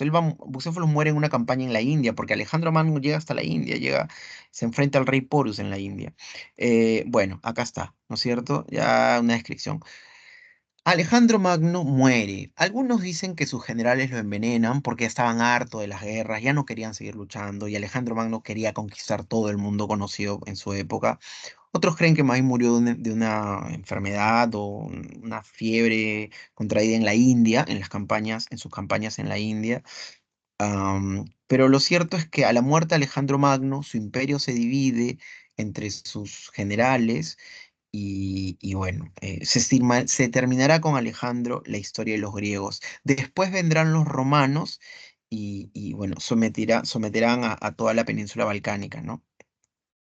Ya, ahora sí, vamos a hablar de los romanos. Me falta media hora. Voy a correr, chicos. Roma geográficamente está ubicado en esto que se llama la península itálica, ¿ok? También hay distintas zonas geográficas en Italia. Esto sería la Italia continental y estas islas de acá serían la Italia insular, ¿ok? La Italia continental, la bota itálica, la Italia insular, Córcega, Cerdeña y Sicilia, ¿ok?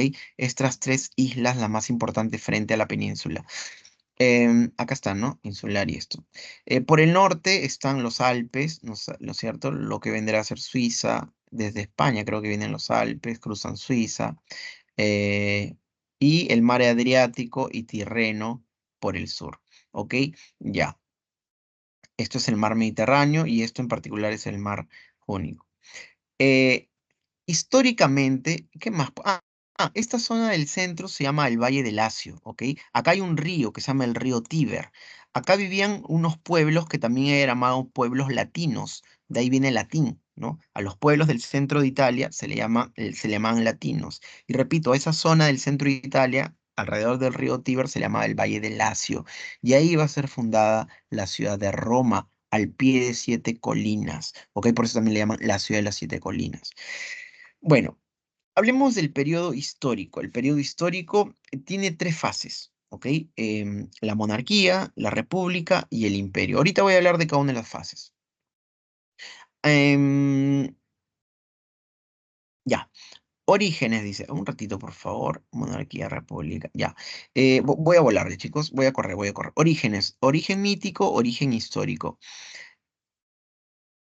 Claro, imagino que también esta leyenda ya se las han contado a ustedes, ¿no? Em, bueno, esto viene desde los troyanos, desde Eneas. Bueno, ya, lo cierto es que Marte, no, no, mejor no. Sí, Rómulo y Remo son hijos de Marte, ¿ok?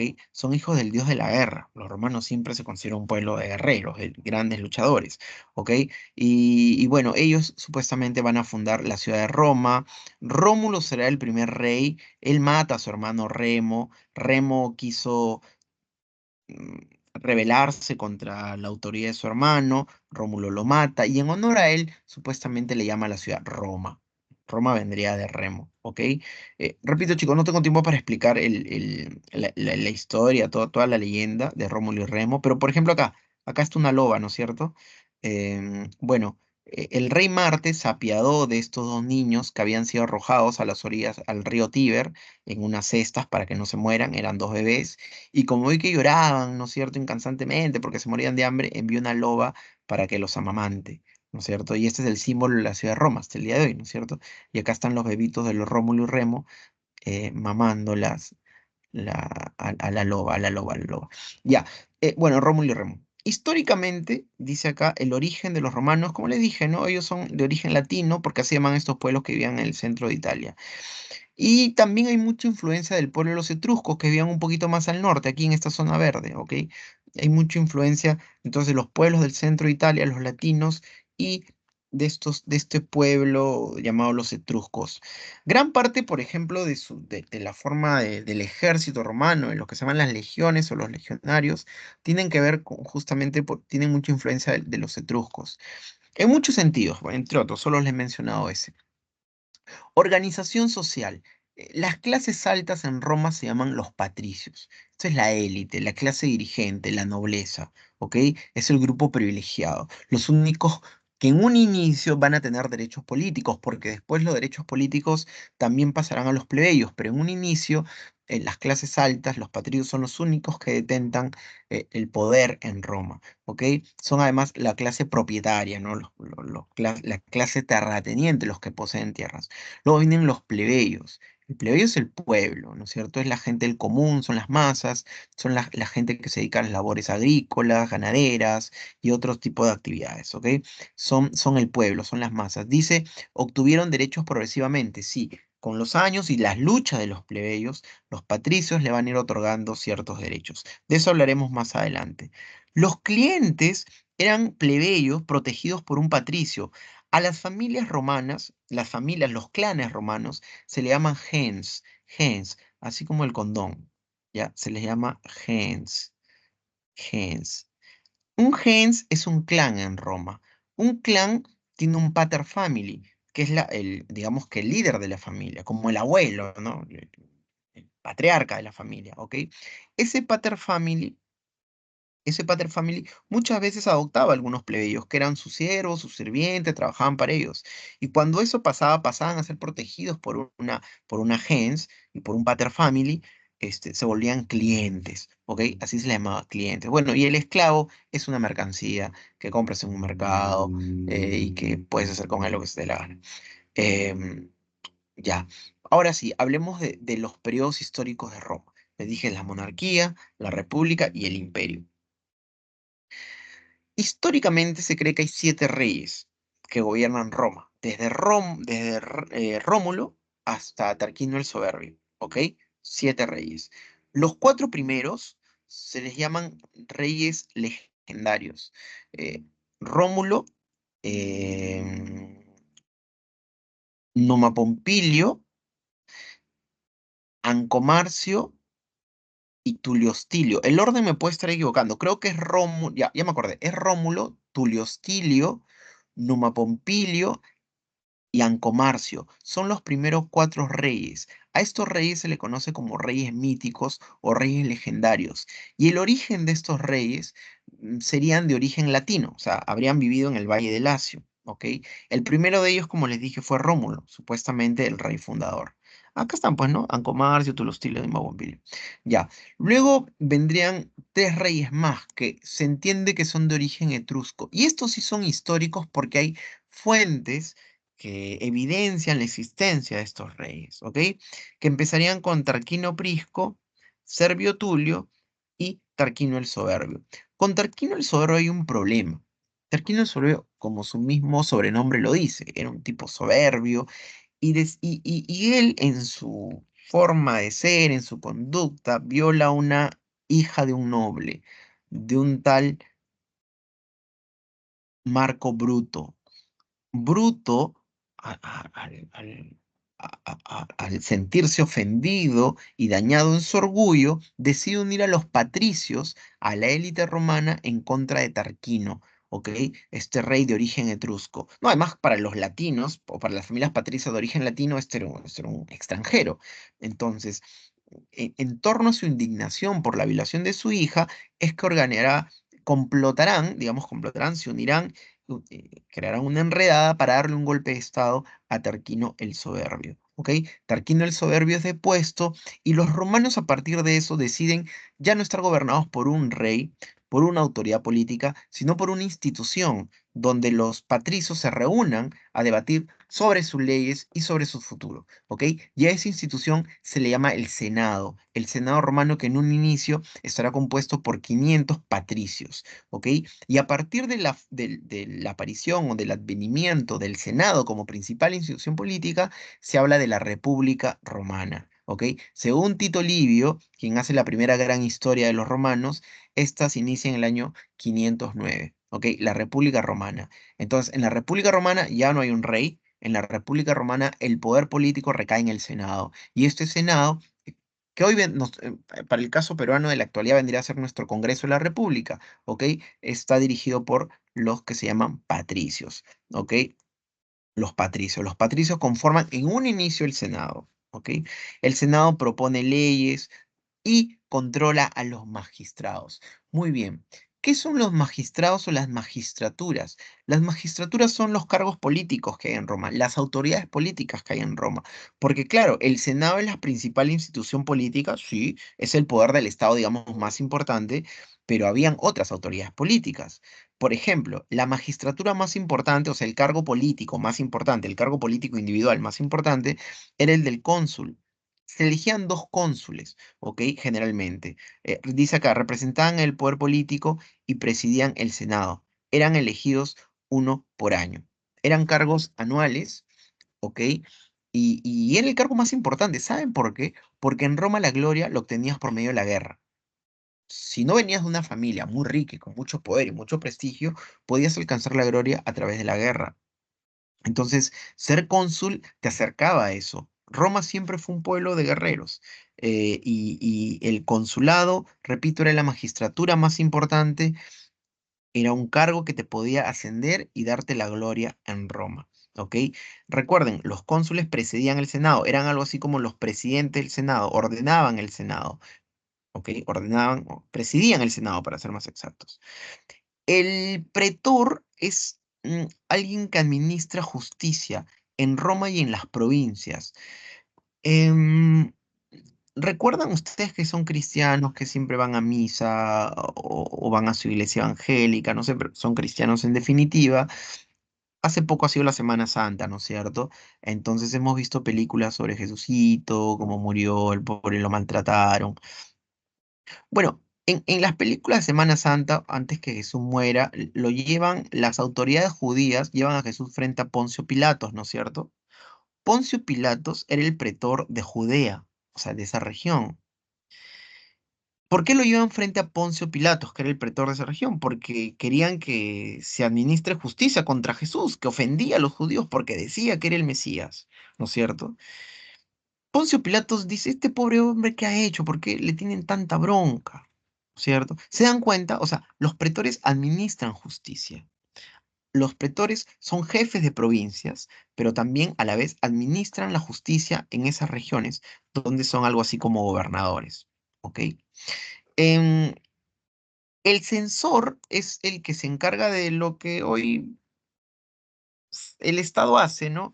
Del tema estadístico, de saber cuánta población hay, cuántos hombres, cuántas mujeres, cuánta población que puede trabajar, cuánta población que tiene que pagar impuestos, cuántos que pueden ir al ejército. Se encargaba entonces del tema cuantitativo de Roma, pero también velaban por la moral pública. El censor podía censurar, de ahí viene la palabra censura, de censor. Oye, eso que está mal, oye, eso está en contra de las leyes y la moral de los romanos, ¿ok?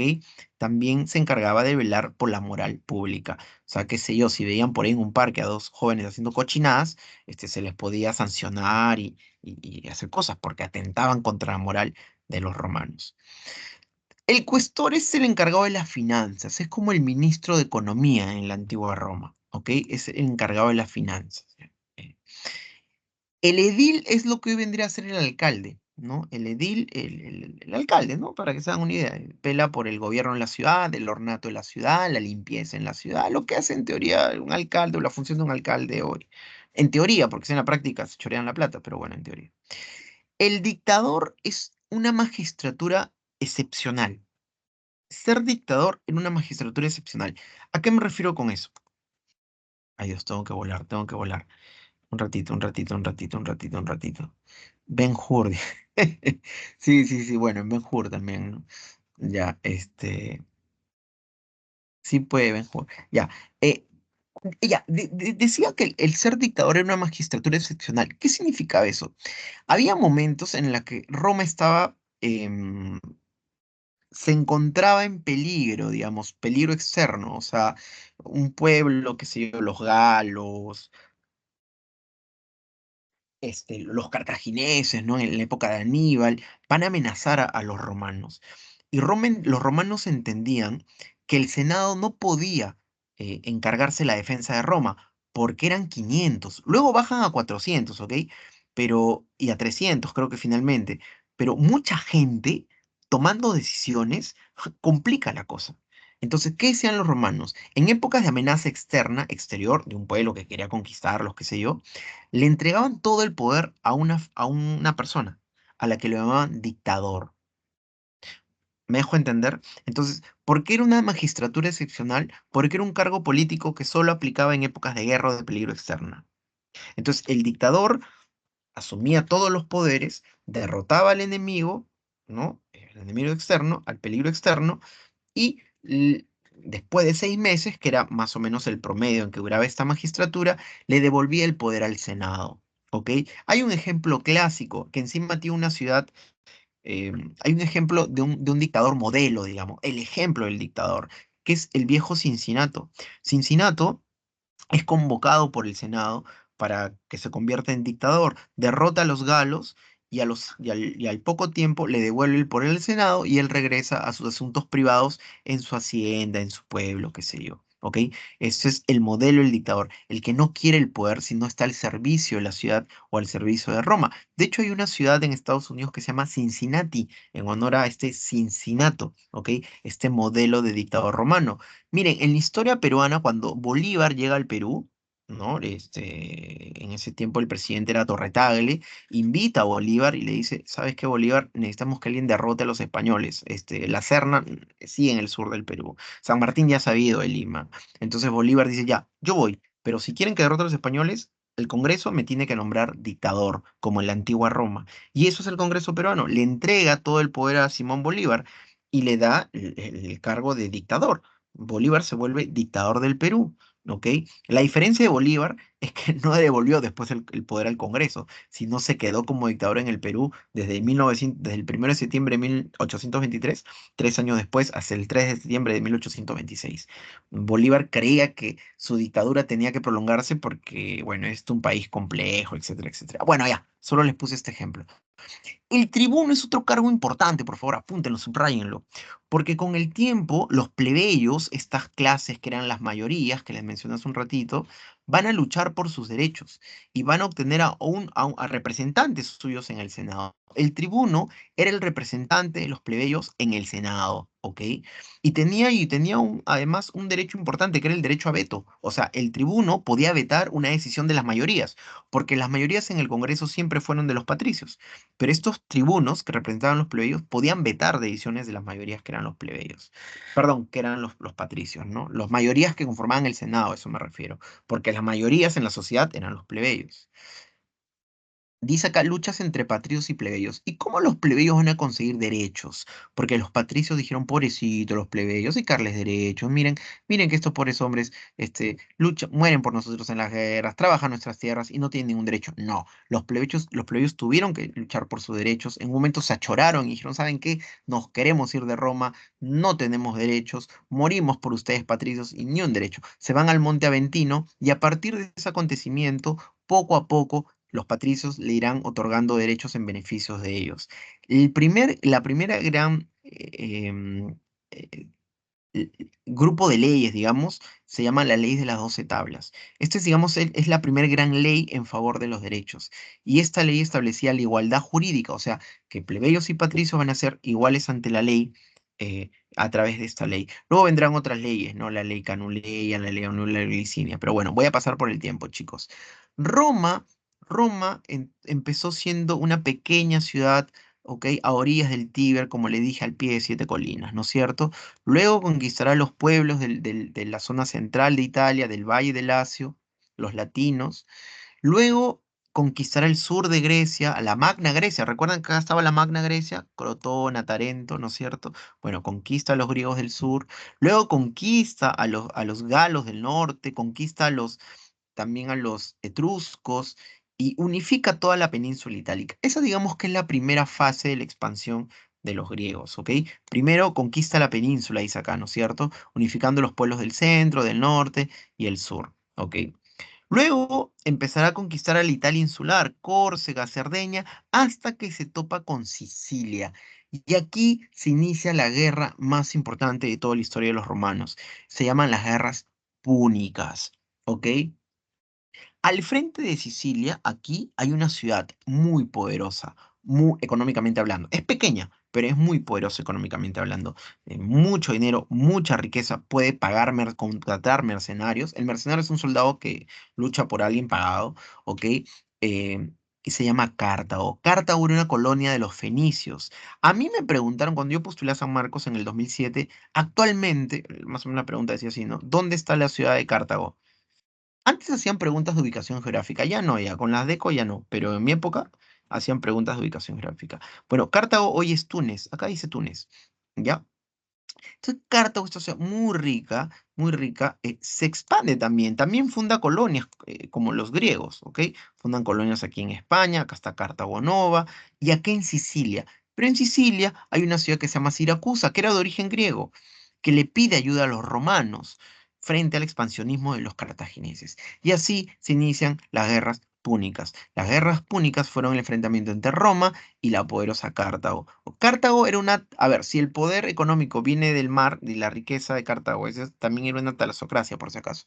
Entonces, será el enfrentamiento entre romanos y cartagineses por la hegemonía del Mediterráneo occidental. Esto es la parte occidental del Mediterráneo, ¿no es cierto? Del mar Mediterráneo, el dominio del mar Mediterráneo, de las riquezas del comercio marítimo del mar Mediterráneo. Esa es la causa de la Primera Guerra Púnica. Como dice acá, el control de Sicilia, ¿no es cierto? Roma ya había conquistado, lo que ya les dije. Ya. La Primera Guerra Púnica la gana Roma, ¿ok?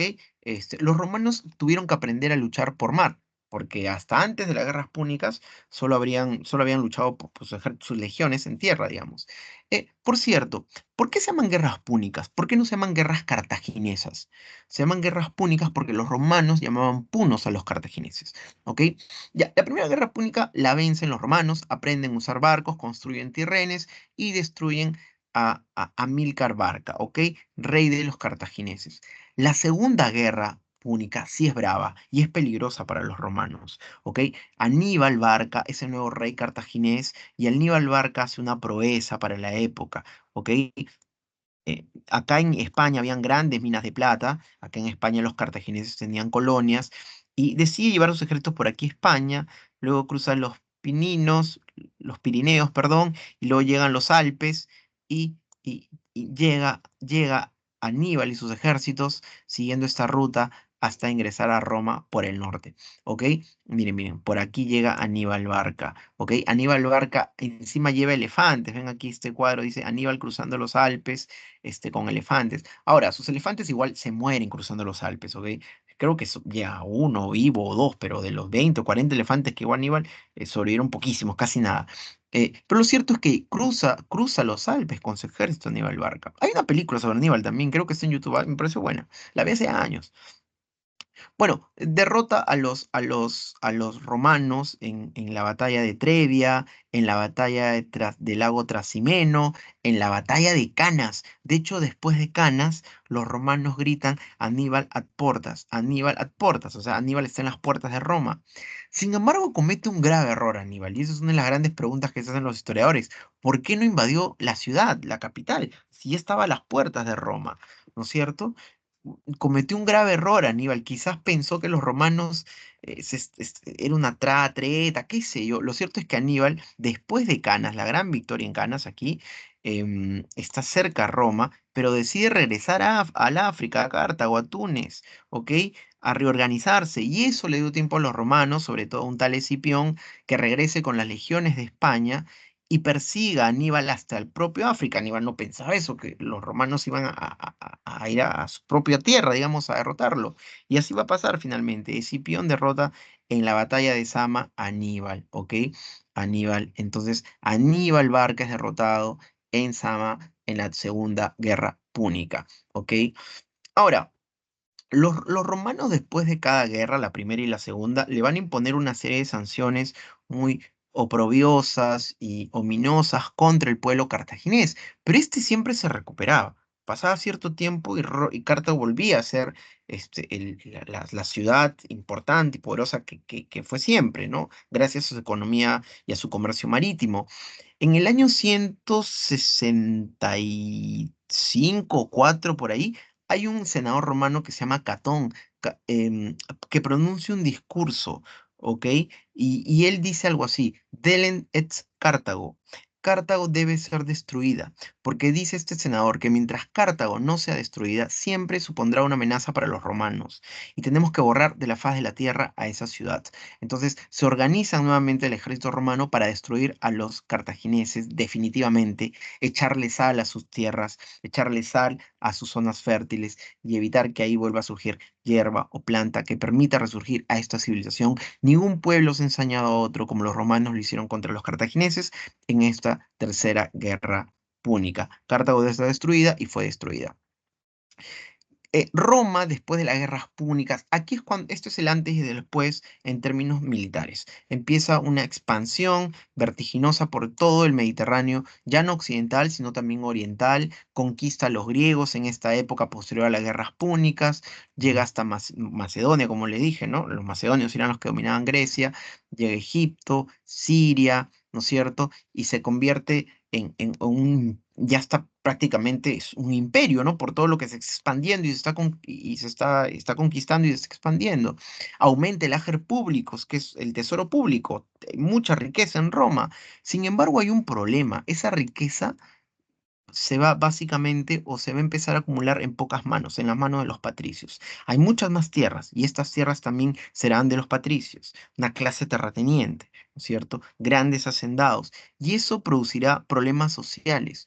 Porque claro, hay una sensación de injusticia que es propia de los seres humanos. El cerebro humano es un cerebro que tiene evolutivamente la noción de la justicia. Esto están, hasta los chimpancés están, ¿ok? Entonces sienten que es injusto tanta riqueza en tan pocas manos.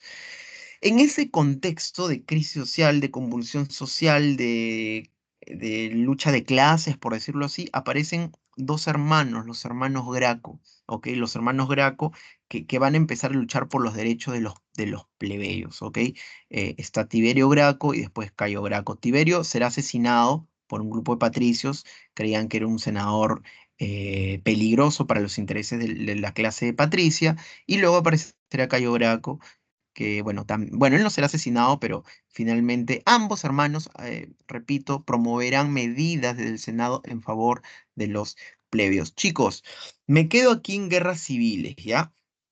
La próxima clase yo continúo esto, yo continúo, no se preocupen, la próxima clase voy a continuar esto. Me quedo en las guerras civiles, acá está Julio César, el pobre es asesinado, más de 20 puñaladas, ¿ok? Murió horrible, cayó Julio César Viento, todas las personas que lo están matando y acuchillando. Me quedo en el origen de las guerras civiles. Solo voy a decir esto, ¿por qué se inician las guerras civiles? Porque Roma ya no es la misma, ya no es la República del 509, es una república muy grande que se ha extendido mucho y empiezan a haber guerras obviamente al interior de Roma por los intereses, ¿no? Entre los patricios sobre todo, ¿ok? Y eso supondrá una crisis, ¿ok? Que desembocará con guerras civiles que explicaré la próxima clase. Me dan un segundo, por favor, no se vayan, por favor. Tengo que dictarle las claves y me voy, solo un minuto más. Yo también de acá tengo que irme volando a dictar clases en otro lado. Em, un segundo, por favor, un segundo, no se vayan, les voy a dictar las claves. Esto es semana 5, ¿no es cierto? Semana 5. Acá está. Un segundo, por favor. Paciencia y buen humor, paciencia y buen humor. Yo sé que ya estarán cansados. Antes que le dé un derrame cerebral, ya 1 A de avión, 2 B de beso. Apunten, 2 B de beso. Después voy a subir este archivo. 3 B de beso, 3 B de beso, 4 C de casa, 4 C de casa, 5 D de dedo, 5 D de dedo. Ahora sí, chicos, me voy. Un abrazo. Cuídense, que les vaya bien. Estudien, por favor. Estudien Gracias, y, profe. y nos veremos en San Marquitos. Chao, un Gracias, abrazo. profe.